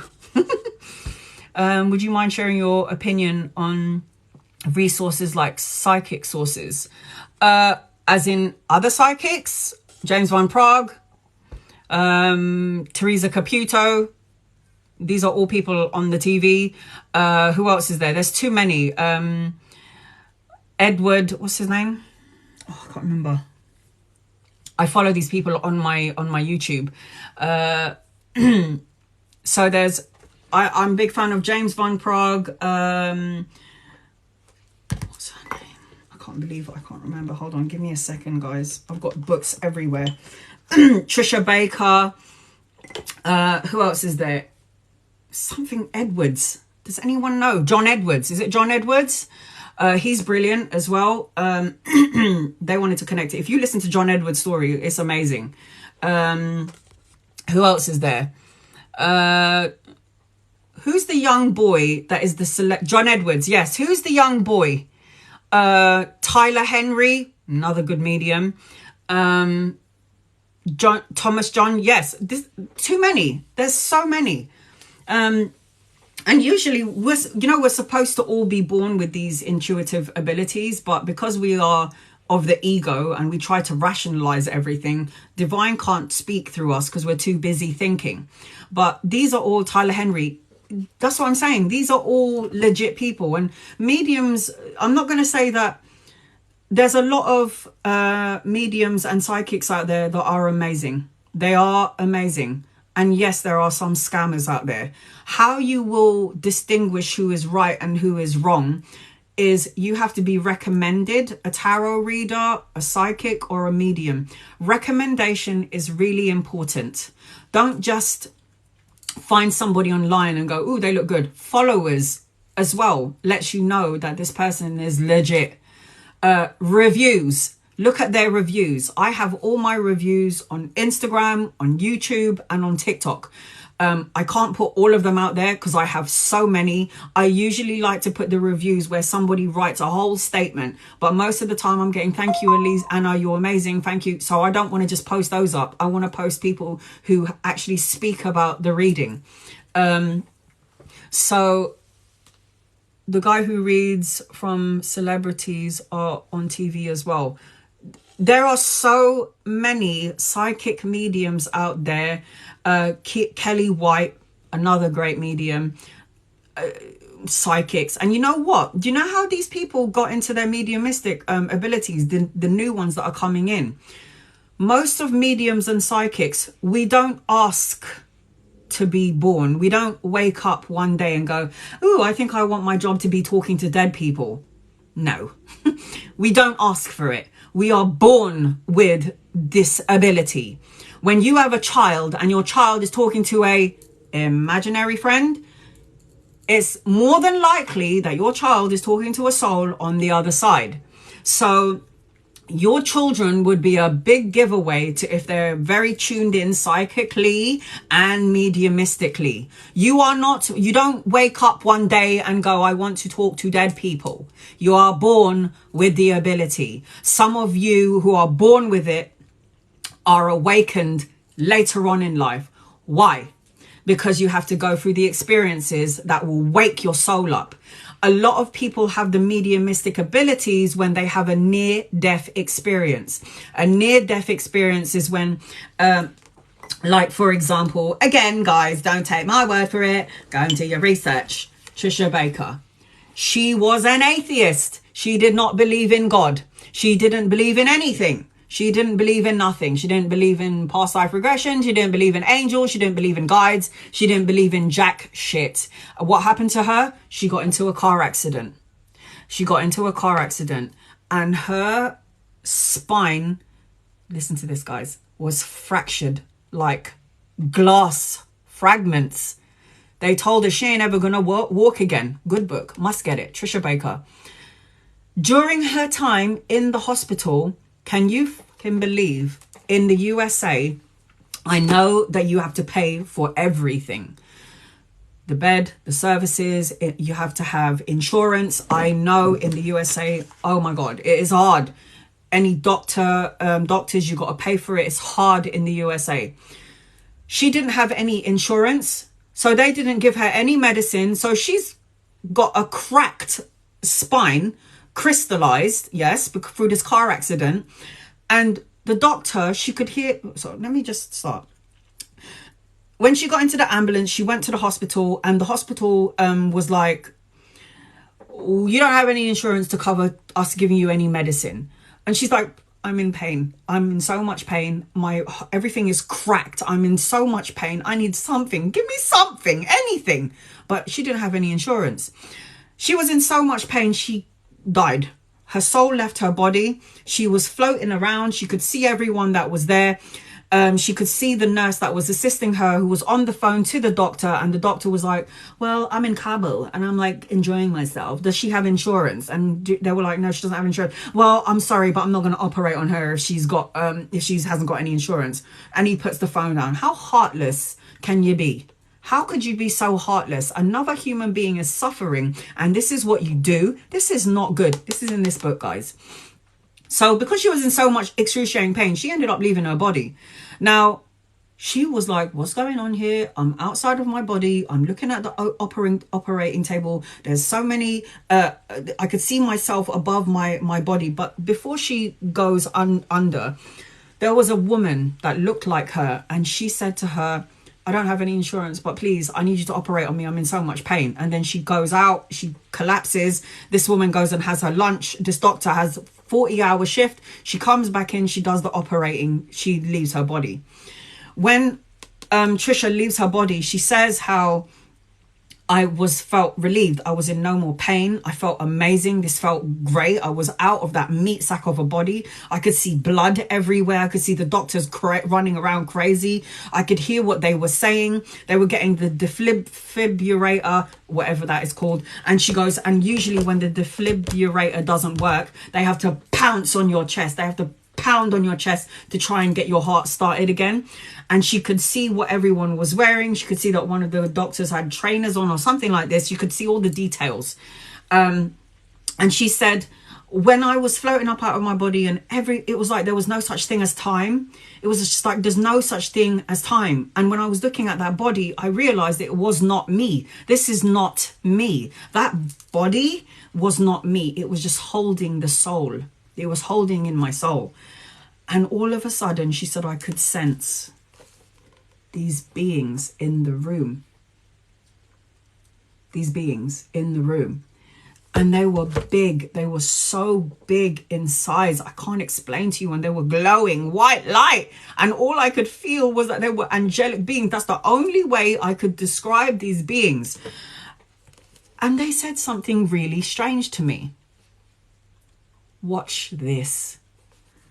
These angels use their magical white light to work through the doctor's arms. They went through the doctor and they started operating on her. She goes, I could see that there was so much blood. I couldn't watch it, and I could see them opening my back, and I could see that everything was crisp. I couldn't handle it. That's when she left the ward. She goes, I floated up out of the ward. I could see everyone. I could feel everyone's feeling. I could feel the pain of everyone and every person, everyone I've ever connected to in my life. And I went to heaven and I saw guides. I saw angels. I saw loved ones. I was in the presence of God. She felt the same way as me. It was like, oh my God, I didn't believe in this God. And now he's gonna hate me. He's gonna judge me. He loved her all the same. And he was like, there's no judgment from me because you were an atheist and you didn't believe in me. I believed in you even if you didn't believe in me. And you know what happened to her? He was like, it's not your time, love. Sorry. You need to go back down there and you need to teach. And she was like, I ain't going back down there. They told me I can't walk. I've broken my back. And God said, do you trust me? Yeah, but I want to stay here with you. I don't want to go back down there. Even though she's got a mum, a brothers, a dad. She was like, I don't want to go back down there. But God said, it's not your time. She didn't want to leave the tunnel. She didn't want to leave the white light. She wanted to be with God, divine source, love. She knew that she was never, ever, ever alone. And what happened is God just thrusted her back into her body and she was very pissed off. A lot of people who have near-death experience, they don't want to come back. They don't want to come back. And God said about suicide, don't do it. Because if you kill yourself, you will be born again straight away and you're going to have to do the same thing over and over again. You cannot end your life cycle with suicide because God says if you come out before your time, you're going to be reborn into the same situation. You got to learn how to deal with it, handle it, understand that we got your back, we love you, we're with you, and keep moving forward because when you go through the worst, hardest times of life, that means you're a teacher. You're here to teach the youngers, people who are going through the same things as you. You've already been there, worn the t-shirt, you know what to do, you survived it. So this is why you come in as a teacher. But get this book, guys, really good. And if you go on my YouTube channel, all of my videos where the title is, there's a little arrow on the right hand side. Click on the arrow and then click on my must watch. All near-death experience stories. How is it possible that everyone from all over the planet India, the North Pole, America, England, France, Dubai, Brazil, Portugal are having the same experience. Not possible.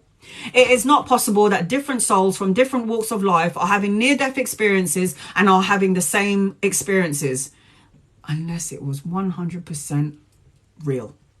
Now, what I was saying is people who have near-death experience have a tendency to come back with psychic and mediumistic abilities.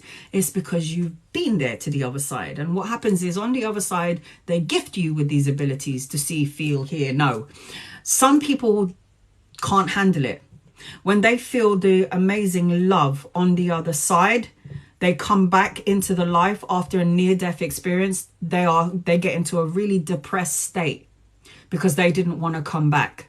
They don't want to come back because when they go, they're around pure love. They're not alone. You're blended into everything and everyone. You become whole. You're oneness. That's what they call it, oneness. And people don't want to come back. So when the people that have near-death experience come back, they get really depressed because it's like, I've been to that source of love and now I'm back into this physical body where there is separation, where we are not connected, where we feel like we're alone. That's a load of bullshit. I call bullshit on that. You're never alone. You always have your loved ones, the granddad, the grandma, the brother, the sister, the children, the mum, the dad, the auntie, the uncle. They're always with you and they're always trying to connect to you. But you, with your rationalizing brain, always are like, no, that didn't just happen. I didn't just see a shadow go across the room. Yeah, you did. Why are the lights flickering? That's really weird. Is it haunted? It's not haunted. It's your loved ones there. Feathers, butterflies, dragonflies, all signs and symbols, synchronicities, repeated numbers. Ask for signs and symbols. Your loved ones will throw it in your damn face. And sometimes when they throw these signs and symbols in your face, you go, did that just happen? No. Yeah, it did. Yes, it did just happen. So stop trying to rationalize it, guys. It happened. Your loved ones are there. They don't die. They don't die. And when I died, I didn't want to come back. I did not want to come back. And everyone always says to me, but you have a child. Didn't you even care about your child? Oh, didn't you care about what was going to happen to your child? Or even your mum, for that matter? I was like, no. And they were like, why? And I'm like, because I know that when they go, they're going to come here. And that life is just like that. Just a blink of the eye. Any of you out there, I was 17 and all of a sudden I'm 40. Where the fuck did my life go? It really is a blink of the eye, guys. I mean, I was just in yesterday, you know. What the hell am I doing in today already? In a couple of hours, we're going to bed and then it's going to be tomorrow. So this is what I'm saying. Life goes too fast. You can choose, because God put us all here and blessed us all with free will. What are we going to do with the free will? Are we going to sit there and gloat about all the shit that happened yesterday, 12 years ago, 15 years ago, 20 years ago, yesterday, 10 minutes ago? Or are we going to keep moving forward? Stop staying in the mundane. Stop being so depressed. Stop staying in the sadness. Why? He doesn't love me. She doesn't love me. Love yourself. You come first. Forget about the man that broke your heart or the woman that broke your heart. Love you first. Do you think people of all religions go to the same place? Nah, listen to this. What I've been told is whatever religious belief that you have, when you cross over and you done good in life, you are a humanitarian in life, you go to that place. So if you were a Muslim, for example, you go to that comfortable place when you cross over. We're still all linked. Whether you are a Muslim or a Catholic, you're all linked. And you go to that place that you created in your world here. So, for example, hey, Kim. So, for example, if my religion is Catholic and it resonated with my soul and I did good deeds through the Catholic religious beliefs, I didn't say anything or harm anyone with my beliefs. I didn't force my beliefs onto anybody. But if somebody asked me about it, I would tell them. Then yes, when you die, you go to what you created here in the 3D world. This is why God says, listen up, guys. Make sure that you do things every day beautiful things, things that make you happy. Because when you cross over, you can come back to these moments. How cool is that? So if you like going to the lake with your granddad and you like going fishing and you wished you had more memories like that and you have some free time, you call up your granddaddy and you go, yo, Pops, we're going to go fishing today. Create memories, because when your soul crosses over to the other side, this is what you're going to be doing. So I know that when I die, I'm still going to be talking to you guys. This is a moment that I want to come back to. So create positive memories. Don't stay in that low vibrational energy of he cheated on me. He beat the shit out of me. I have no money. I'm homeless. Listen, Joe Vitelli, he was homeless. He had no money. He was living in his car. And then he became a multimillionaire. Why? Because he changed his vibrational frequency. You can watch Joe Vitelli on The Secret on Netflix. Go to Netflix and watch The Secret. It's so good. So, Dr. Eben Alexander. This is a doctor. Yes?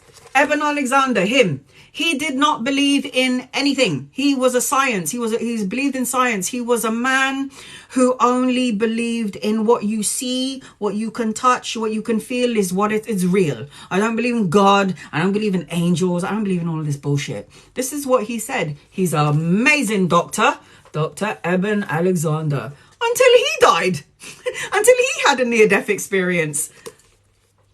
Good book. Heaven, Proof of Heaven. This is a scientific man. So science and spirituality have to coexist. Divine says, Annalisa, human beings have a saying of, you have to believe it. You have to see it to believe it. No. Divine says, believe it to see it. That's the divine. Netflix, I want to watch it on Netflix. The Secret. Go on The Secret. I'm telling you now, it talks about vibrations. It talks about manifestation. Can I just say that I watch The Secret at least every once a month to remind me. I have to remind myself of The Secret. I have to remind myself, because there are people out there who've done the studies, who's poor, who's had nothing, who's had cancer and then survived cancer. I have 3 weeks to live. Meditation, meditation, meditation. Getting yourself into alignment. Positive. You have that book. Good. Positive thoughts create positive situations. I have to watch The Secret every once a month to remind me. Remind me. Thank you, Emily. Remind me that, Anna, remember, what you think, what you feel, and what you say is going to be co-created into your reality. So positive thoughts, positive feelings. I am human, so when I get cut in traffic, I do get pissed off. But then I have to say, love and light, love and light, love and light. To remind myself to be of love and light. So guys, I will always recommend something that I know will help my family on Instagram, TikTok, on YouTube. I have to. When I didn't do this in the beginning, I always said, why am I alive? Why am I here? Why didn't God just take me when I was 3 weeks old, when I was 3 months old? Why didn't he take me when I was 8 years old? Why the hell didn't he take me when I was 31 years old? When I had my open heart surgeries? And I just thought to myself, everyone said, Anna, you are a testament for when somebody is suffering that they can overcome. You have to talk to the masses. You have to let people know that when times are so tumultuous, that you can crawl out of the shit. So let me put the worst case scenario to you guys. For all of you out there who feels like you're in hell, you're in the depth of hell right now because of whatever the situation may be, an illness or a person or a situation, you're welcome. Listen, say to yourself, I'm in the depth of hell today in this moment. Not right now because I'm listening to Anna, but before Anna came on, I'm in depth of hell. I feel like crap. When you're in the depth of hell in your current situation, whether you lost somebody or your situation is so shit, if you're already at the bottom in the pits of hell, there ain't nowhere else to go. You already hit rock bottom.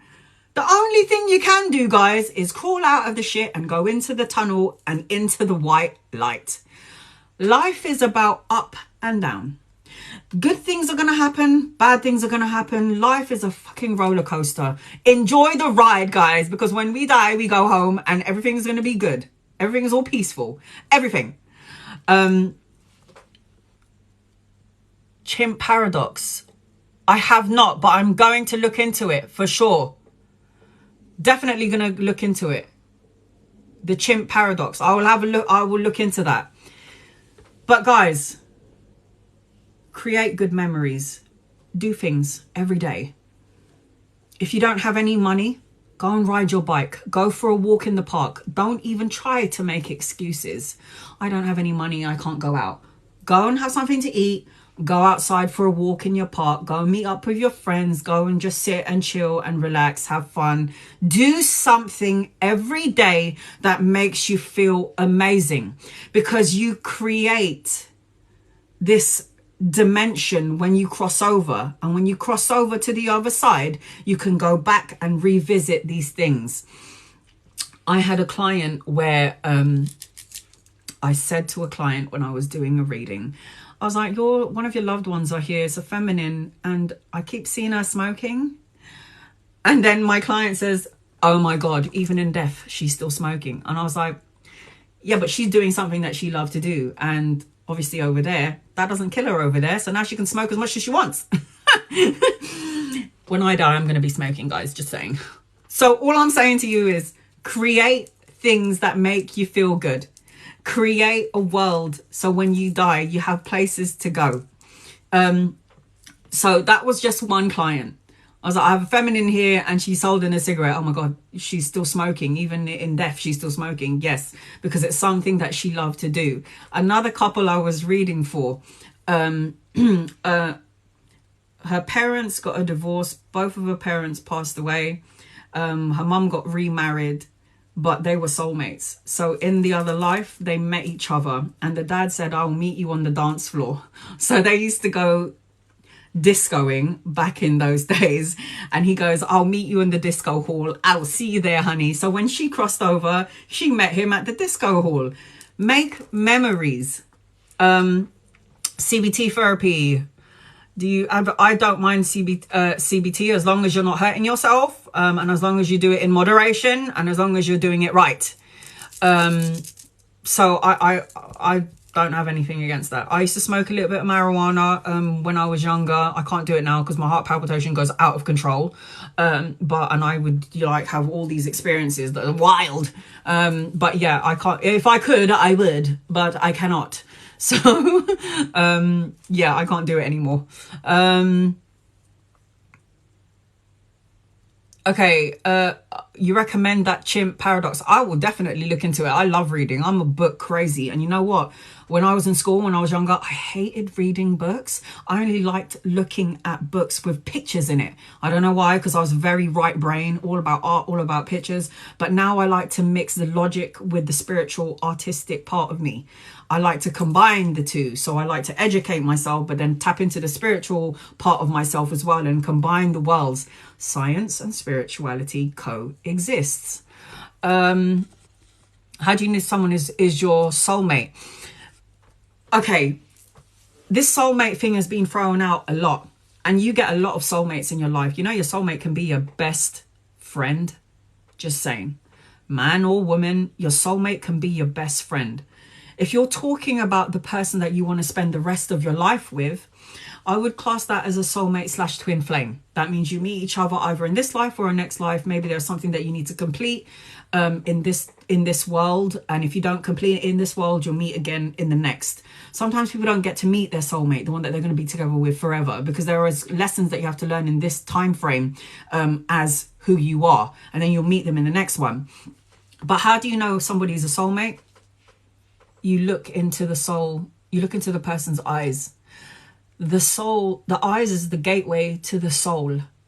So you'll always feel it. You'll know, there's a knowing. Now, my best friend met her soulmate. She was like, when I met him, my Cancerian best friend, when I met him, Anna, and he was a fire sign, she was a water sign. She was, I was sitting in my car and I swear to God, he was standing on the street and it was like the sun just shone at the back of his head and it was like, ah! She was like, what the fuck? She was like, I knew that he was my soulmate. But guess what?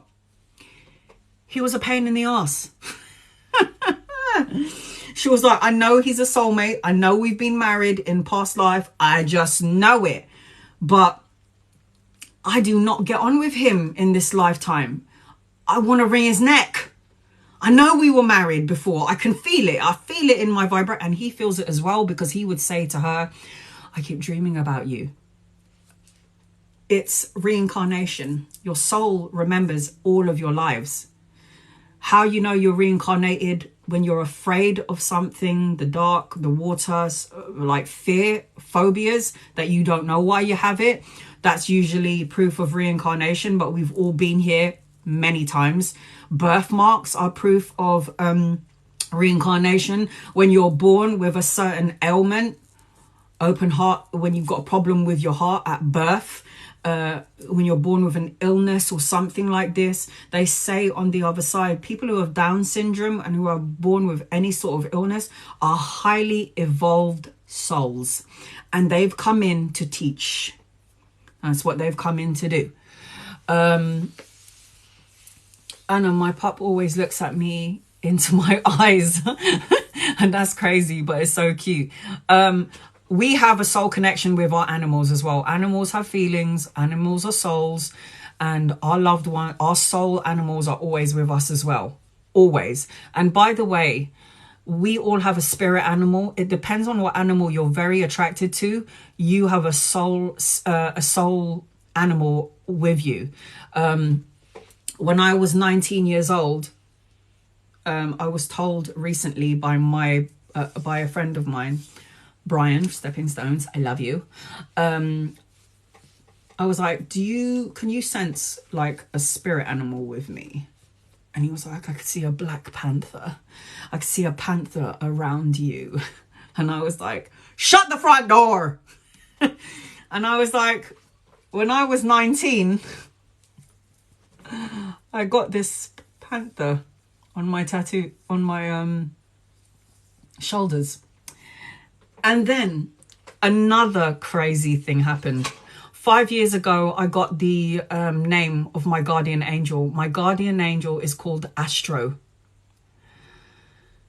When I Googled what Astro represents, I know astrology, but I wanted to know what Astro meant. It meant stars.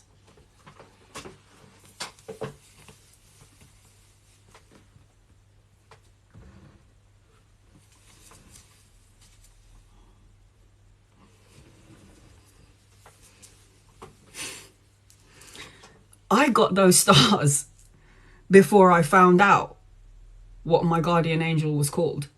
I got the stars down my back. And my guardian angel is called Astro. I just want to show you really quickly my scar. It runs very deep. Can you see? I had this one done when I was 3 weeks old. They cut me up. And guys, I am so proof that you can survive. I am proof that the physical body, that God created our physical body to heal itself from cancer, heart condition, diabetes. We have the power within our soul to heal our physical body. I am proof of that. Meditation is so powerful. So meditate 5 minutes a day, 10 minutes a day. But I am full proof that the physical body, and it goes all the way to the back. I am proof. Can you see that, guys? Can you imagine, for all of you parents out there, they did this to your child at 3 weeks old?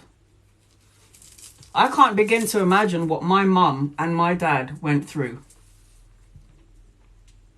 Can you see that, guys? And that's only this side. I have another one on this side, but this one was when I was 3 weeks old, so you can't really see it, but you can. I don't know. Okay, there's my bra strap, but there's a scar here, and it goes all the way to my back as well. 3 weeks old, 3 months old, 8 years old, 31 years old. 50% chance of dying. They told my mum I'm going to die when I am 10. I'm 40. They told me I wasn't allowed, when I was 8 years old, I wasn't allowed to smoke, to have tattoos. I'm not allowed to drink. I'm not allowed to swim. I'm not allowed to tire myself, exert myself. I'm not allowed to drive. I'm not allowed to do this, and all of this other shit that I'm not allowed to do. I did all of it. Okay, somebody reported me. All the things on TikTok with the naked everyone, I don't understand how that's all right. But okay. But I just want you to know that the physical body can heal itself. It can heal itself. You just have to get out of the way. If you're saying that you are never going to heal and that you claim your illness and that you're sick, you are claiming the illness. You will be sick. So you have to make sure that you don't claim anything. If somebody's telling you you've got this diabetes, you've got this, you've got that, and you're going, oh God, yes, I do, I have it. Then you've claimed it. You've added it onto your energy frequency. Get rid of it. It's not yours. It's not yours.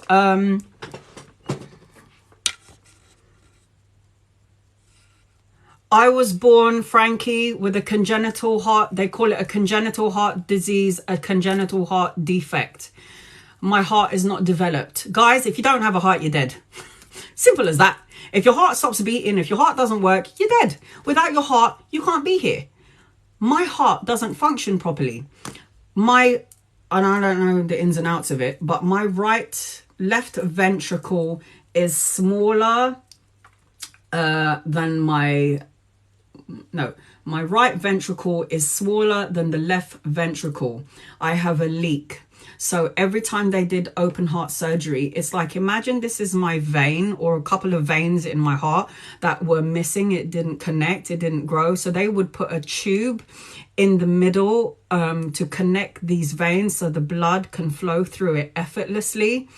So if you look at my heart, because of the leak in my heart, one side is bigger than the other. They told me that they can report me all they want. You guys know I'm not showing my tits or my ass, and there's so many people out there who are doing it on TikTok, and it's okay, right? Even mothers who are breastfeeding, they report them, and it's like everyone's doing everything. Just allow it, leave it. If you don't like it, move on. So in my heart, there was like a missing, the veins didn't connect. My heart didn't develop properly. It's very complex, my situation.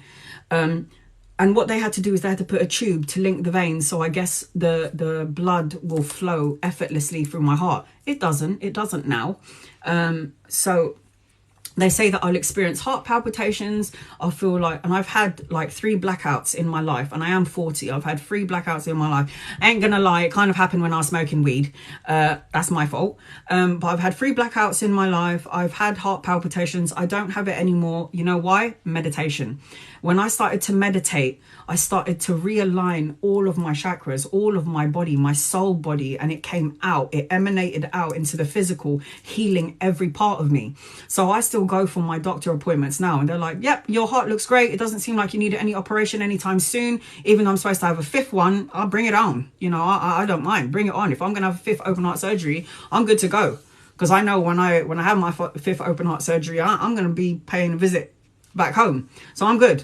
And people are like, you look so normal, you know, you're so normal, this looks like it's normal. And I'm like, yeah, this is my life, it's normal for me. Hospital, the Royal Brompton Hospital here in the UK is my second home. I can't imagine not being there. When I was there, when they cut me open here when I was 31 and I went back for my 4th open heart surgery, I don't want to come home. I was having a break. They, you know, people don't like hospital food, but I'm a pig. I love all kind of food. So I'm getting my food given to me. I'm relaxing. I'm chilling. Yes, I have a pipe sticking out of my neck, and I have pipes all over my stomach, and I have needles all over my hand. But I was like, I'm in heaven. I'm at home. I know it's crazy, and people think I'm nuts for saying that, but it gave me a chance to not be Annalisa. I was just me, just the soul, having a break from being the mum, and from being the daughter, and from being the cleaner and the maid and the chauffeur and the cook and all of that stuff. I was just having a break from my mundane life. So being in the hospital, meeting beautiful people in the hospital, children, the older generation. I really connect to the older generation. I don't know why. I am a very old soul, but I do have a tendency to draw close to the older generation because their stories, I find, is amazing. But yes, so know that, guys, you have the ability to heal physically. You just need to get out of the way. How do you find out your guardian angel's name? How I found out my guardian angel, I set the intention. I came into my bedroom, this room, and I sat at the end of the bed, and I closed my eyes, and I said, my angels, my guardian angel specifically, I want you to tell me your name. Now, they can come through you through meditation, through a dream. You could see your name on the license plate and it keeps repeating itself. That will be the name, and say, I want confirmation, show me more. And they will show it. It happened to my daughter the other day. And I told you this, I told the story already, and I loaded it up on my YouTube. So I was lying on my bed. I was listening to meditation music, really peaceful meditation music. And I said, my guardian angel, tell me your name. Tell me your name. To the point that I had the out of body experience.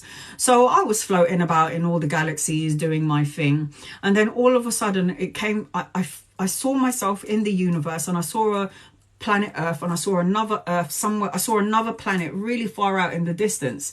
And I was about to go to this planet. This is in my meditation. And then all of a sudden I heard Astro, really loud, and it pulled me back into my physical body, and I literally woke up going, Astro. I literally woke up saying these words, and I went, oh my God, thank you. It fit. It was so right. And it wasn't only until I now know what my guardian angel looks like because I asked.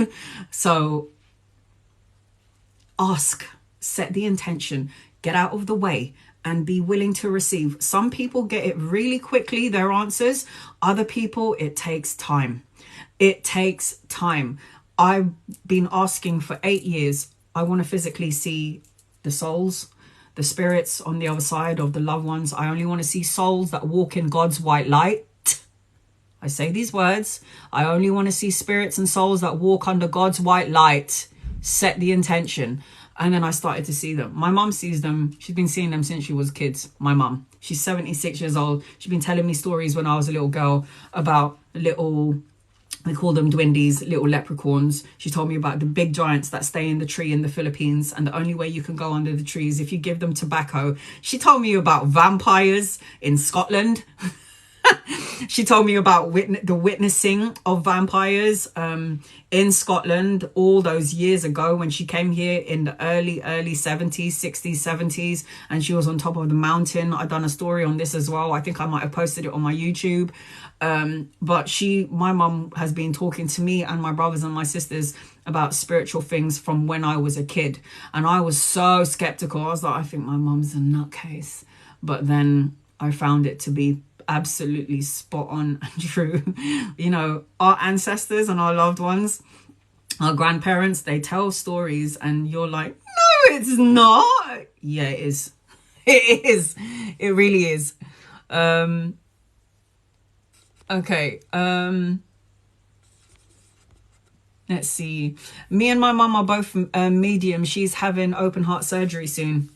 Bex! Love and light to your mum, and your mum knows already. She's good to go, man. Don't worry about her. Don't worry about her. And it's always something to do with the heart and mediums. I don't know what it is. Somewhere in a past life, something happened to our hearts, and it's always connected to the heart, because the heart is about love. If you open up your heart, you're open to receiving all. everything. The heart is so important for everyone. It's something about the heart. And the heart is about love. The heart represents love. So when you're open to love and you love everyone and everything around you, you're open to receiving everything. Bex, Archangel Raphael, I send him to your mum. Archangel Raphael is the angel of healing. Google him. You don't need to take my word for it. Archangel Raphael. And Bex, get an emerald crystal. Emerald crystal is good for healing. Emerald crystal represents Archangel Raphael. Archangel Raphael is the healer of the mind, the body, the spirit. He's the element of air, and he will help you out. So Archangel Michael, Bex Lambert, for your mum, get her an emerald crystal. Everyone, please send love and light to Bex's mum, who's having open heart surgery. She's a fucking trooper, man. Trooper! You've helped me to heal. Thank God. Georgia. My God, I was just thinking, you know, I was going to not tell you your name. I called her G, one of my good friends. Her name was Georgia. Yes. I hope I've helped you in some way. It's 1 a.m. here. Should I go to sleep? But this is so interesting. Sarans, I'm going to record this anyway. I'm going to put it on YouTube, honey. So if you are tired, go to bed. Relax, go to bed. I'll post this up, I promise. I was worried about getting engaged and it wouldn't happen. I think I manifested a breakup. Shanrana. That's a nice name. Shan. I'm going to say Shan. I hope that's okay. You have to be careful what you think, feel, and say, because you are the co-creator of your world. Be careful of what you think, say, guys, feel. If you put your energy on that, you're going to create it into your world. Trust me. These two good questions, Anna. You're amazing. Thank you, honey. AK Beauty. I love you. I just saw something about meditation. Hold on, give me a sec. I am doing shamanic training and have been learning about it. Shut up, Frankie. I've got so many books on shamans. I have shaman connection. I have a Pocahontas, actually, who is with me. I'm a part of shaman as well. Love the shaman. Shaman is about the shaman drum, you know, the drumming. It's about earth, working with all the elements, air, earth, fire, water. Beautiful. I'm totally doing. Frankie, I'm doing the same, honey. Good for you. If you're attracted to that, you've got shaman around you. You've got shaman family around you. I have. Definitely. Let's see. I'm listening to this. Is that you?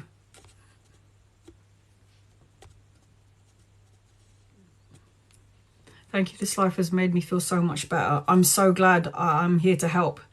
I need to call my mum now and tell her. Yes, call your mum, Bex. Yes, honey.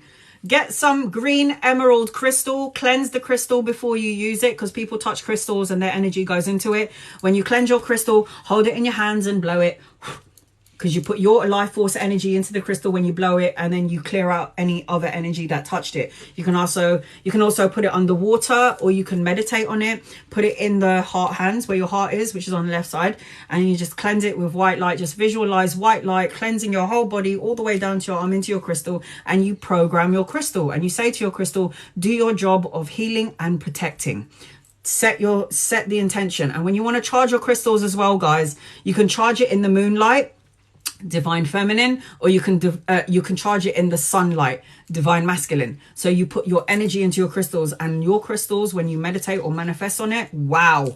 And guys, I need to tell you, on the 20th of October, it is a full moon. Get manifesting. Write all the things that you want in your life for the highest good of everyone concerned and yourself. I don't care if it's 20 million pounds in that. When you manifest, do not write it in a way where it's not happened yet. Please bring me the 20. Please may I have the 20 million pounds in my account, my mansion. Write it in the present tense. There is no such thing as time. Time is linear. Write everything in the present tense. Thank you for the 20 million in my account. And then close your eyes and see that 20 million in your account. Thank you for my 4-bedroom mansion by the beach. Visualize it. See what it would look like. Feel what it would feel like. What would it smell like? Write it like you have it now. Because yesterday is gone, tomorrow is yet to come. You only have this moment. So manifest in the now. And on the 20th of October, on the full moon, and I need to tell you something astrological, guys. As you know, and I've been mentioning it on all my lives, there are like 6 planets in retrograde. What does this mean, Anna? What does retrograde mean? People say that retrograde, when planets are in retrograde, it's going backwards. It actually doesn't mean that. It means that the planets have slowed down. And when you look at the planet through a telescope, it looks like it's going backwards. When the planets go into retrograde, especially Mercury, because Mercury is a very fast moving planet, what happens is the energy frequency of the world, the universe, the planet, the people, the animals, the environment, our emotions, our thoughts are hyperdrive. We're on hyperdrive. It also affects with your technology. Have you noticed that your technology is being really dodgy? I swear Facebook went down a couple of days ago because of Mercury retrograde and all the other planets that are in retrograde. So emotions run high, your technology is crap, your provider isn't working properly, the Wi-Fi is really weird. So it affects everything. And when Mercury is in retrograde, as well as the other planets, this means you need to stand still. Stand still, get your shit into alignment, because you will easily lose your temper. Every little thing is going to bother you and you don't know why. You're pissed off and you don't know why. You're feeling tired and your body feels weird and you don't know why. Mercury retrograde is at play. So emotions are going to be running high, guys, from now. And I'm sorry to say this. I swear it's till December. It's just crazy energy. But manifest the things that you want into your reality. Thank you, sorry if I'm saying your name wrong. Manifest what you want into your reality. Don't forget, guys, on the 20th is a full moon. Brilliant time to manifest. How do I do my manifestations? I write everything that I want in the present tense, like I already have it, and then I burn it. I usually burn it around 8 p.m. when the moon is out in the UK, but wherever you are in the world, I like to burn my manifestations. People don't like to burn it. It's okay. You can sleep with it under your pillow, put a crystal on top of it, just meditate on it. That's fine. But I like to burn it because it's like telegram being burnt and sent to divine so they can take care of it for me. And then what you need to do is not think about it. You can think about it once in a while to pull it into you, but don't focus too much energy on it, because what happens is people manifest and then they don't let go of their manifestation. They're holding on to it. And divine is like, give it to me so I can do something with it. Stop holding on to it. Let it go. In the meantime, you're having fun, you're creating memories, you're doing things that you love to do. So let go of your manifestations. Think about it from time to time. Make a vision board. I have a vision board up here. It's all up here written. I have a vision board. I cut out pictures of like a really fit man. I don't know if I've shown you my vision board. Let me just give you a quick glimpse. Okay, don't take the piss, guys. I didn't have much pictures, but this is my vision board here. So my man has to have this body, yes. There's my second child. These are the places that I want to live in, by the river. I want to have nice clothes. I want to have a swimming pool. I want to travel. That's how much I want in my account. Yes. I put my angel Astro up there. This is going to be my office where I'm going to be working. Self-love, no bad vibes. So basically, when you do a vision board, put all the things that you want to manifest into your life. And when you look at it, you know what you do? You're planting seeds into the unconscious. And the unconscious sees and feels it and wants it. And then you put that out. You emanate that out and it will come back in. Now, I'm waiting for my man. I already told her I'm going to be having a son and I'm waiting to move out. I'm in the process of moving out. I've been told it's either going to be at the end of the year or next year. So I already know my manifestations is coming true. Divine says, don't be impatient. It's called divine timing. It will happen when it is right for you. Because if we want it to happen now, you might not have the finances to take care of the new place, to buy the furniture. You might not be actually ready. You want it now, but divine is like, you're not ready for it because there are still things that you need to complete right now. So everything happens in divine timing. A vision board is such a beautiful thing to have because you don't forget. When you look at your vision board, you're saying to yourself, this is where I am. Don't say this is where I want to get to, because that's implying that it's not here yet and you don't have it. If you have it in the now, you feel the emotions, you will draw it in. It's a magnet. Your energy is a magnet to the things that you focus your attention on, good or bad. If you're putting all your attention on all the bad things, on all the shit things that's gone wrong, you will draw more of that into you. If you put your attention on all the good things that you want, it will draw to you. So you'll see, guys, just trust, surrender, let divine take care of everything. You just have to tell divine what you want. And I'm saying as well, you have to take inspired action. If you want to set your own business and divine is saying to you, this is what I mean by inspired action. About 4 years ago, I was sitting in my kitchen and my divines said to me, do a YouTube channel. And I was like, who said that? And I heard it again, do a YouTube channel. I was like, do a YouTube channel? No. Do a YouTube channel. So I did a YouTube channel and I was like, no one is going to watch this. I didn't even expect anything from it. And luckily I've got over 1,000 followers on my YouTube, thank God. But it's to help the masses. So when you get intuitive hits, when you get information from nowhere and it didn't come from you, but it came from somewhere and it felt good, take inspired action. Do what feels good. Do it. If it feels good, do it. Because divine will plant the seeds. It's up to you by free will if you want to choose to take action or not.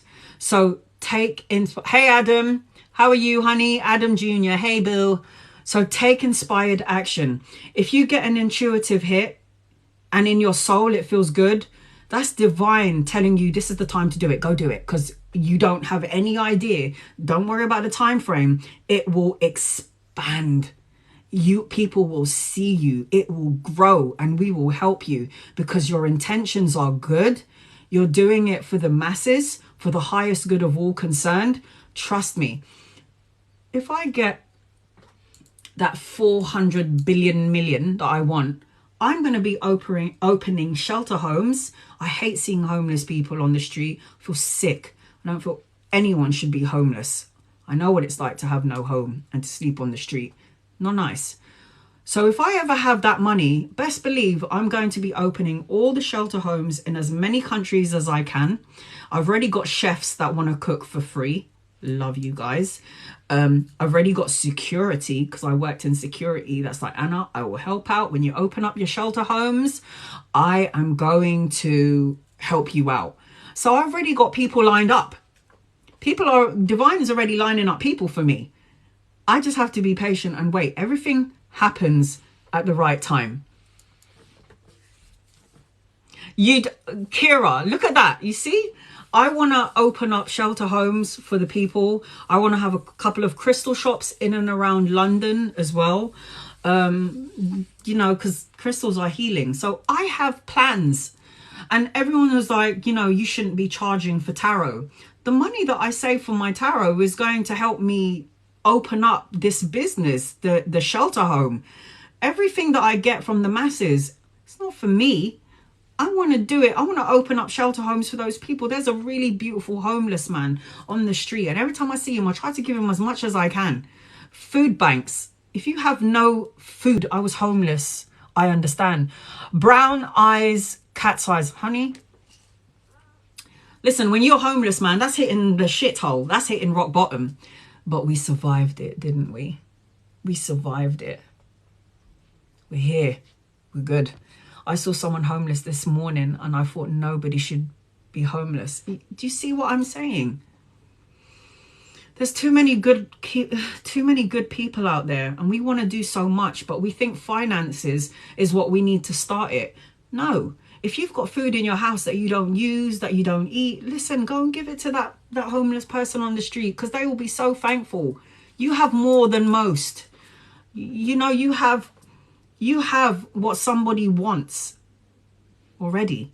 So you have to make sure that you look at what you have and thank God, thank divine. Thank you for the roof over my head. Thank you for the food in my fridge. Thank you for my family. Thank you that I'm not on my own, because there are people out there who have no mum, no dad, no brothers, no sisters, orphans. Not nice, but you're never alone. You have your angels, your guides, and your loved ones. They're always with you. My husband gave up already because gave away all of our groceries. And you know what, guys? Can I just say a fact? Every time you give from the goodness of your heart and it makes you feel good to give, do you know what you're going to be blessed with? When you give with your heart for the highest good, divine is going to be like, damn, we need to give her more, because look what she's doing. She's helping the helpless. So we need to provide her with everything that she needs and wants, because we know that she's going to help the masses. I've experienced it, guys. I have experienced it. Giving your last dollar or your last pound to the homeless person on the street, even if you knew that that was going to buy the food that you were going to eat, your little noodles. And you're like, you know what? At least I have a home. I'm going to give this last dollar, my last pound to this homeless person. You're going to get $6 million back. Trust me. Every good you do comes back to you. It is law, cause and effect, law of attraction. Like attracts like. Give with your soul. And I bet you half of the people, all of the people in here, don't you prefer giving rather than receiving? Christmas time, I don't like receiving gifts. It's really nice, it's really sweet, but I love giving gifts because I love to see the expression on their face. It makes me feel amazing. When I give, that's my gift. I love to give. I like receiving gifts, that's great, but I love to give. It makes me feel so good. I just have to say, it really does. What you put out, wild spirit. What you put out into the world, the universe returns times 10, 100%. 100%. Oh my God, it's too good. Yes, I love giving. Yes, I'm telling you, Geraldine, I'm telling you, it's the best kind of thing. And you know, you raise your frequency as well. Even if you don't have any money or you don't have any food, but you have food to spare, like so many tins, give it to a food bank. Give it to people that don't have anything. Give your clothes, damn it. If you have clothes in your cupboard that you haven't used for ages, go and give it away. And then you make room for new clothes, right? Ladies, men. So all I'm saying is, if you feel like I don't have anything to give, what do I have? You always have something to give. You have your time. If you're not doing anything, go to a food bank, go to a homeless shelter, go and help people out. If you've got clothes that you don't use, your children's clothes, go and give it out. If you've got food, tins that you don't have, go and give it out. There's so many people out there that need our help, and we're all healers. We're all coming to here to learn how to help each other, man. We've got to grow with each other. So, you know, I haven't even covered anything that I wrote down, guys. And I've been here on, I don't even know what time I got on here. 10, 11, 12, 1:20 now. And I need to go and eat because my stomach is rumbling. So in the meantime, I'm going live tomorrow, guys, 10 p.m. UK time. I have to change my time every Sunday because I have followers from all over the world, and my family from the UK are like, oh my God, Anna, I keep missing it. I'm like 10 hours ahead or 5 hours ahead.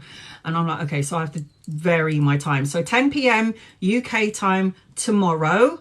First come, first serve. If I see your name and your question first, I will answer you first, guys. If you want to watch this again, I'm going to download it on my YouTube. For those of you who have missed a big portion of it, it will be on my YouTube. I'm hungry. I'm I'm a monster when it comes to food. I need to eat, otherwise I feel really dizzy. So guys, I love you guys so much. Join me tomorrow on my live 10 p.m. UK time. I'm going to be doing free tarot. It's free. You don't need to pay for it. For all of those people out there that's going, I'm a scammer, it's free, because I know there are people that can't afford it, so that's why I do free readings. I will see you tomorrow. I love you guys. Thank you for joining me. God bless every single one of you. I love you all. You're all my family. I love you guys. I will see you soon. Namaste.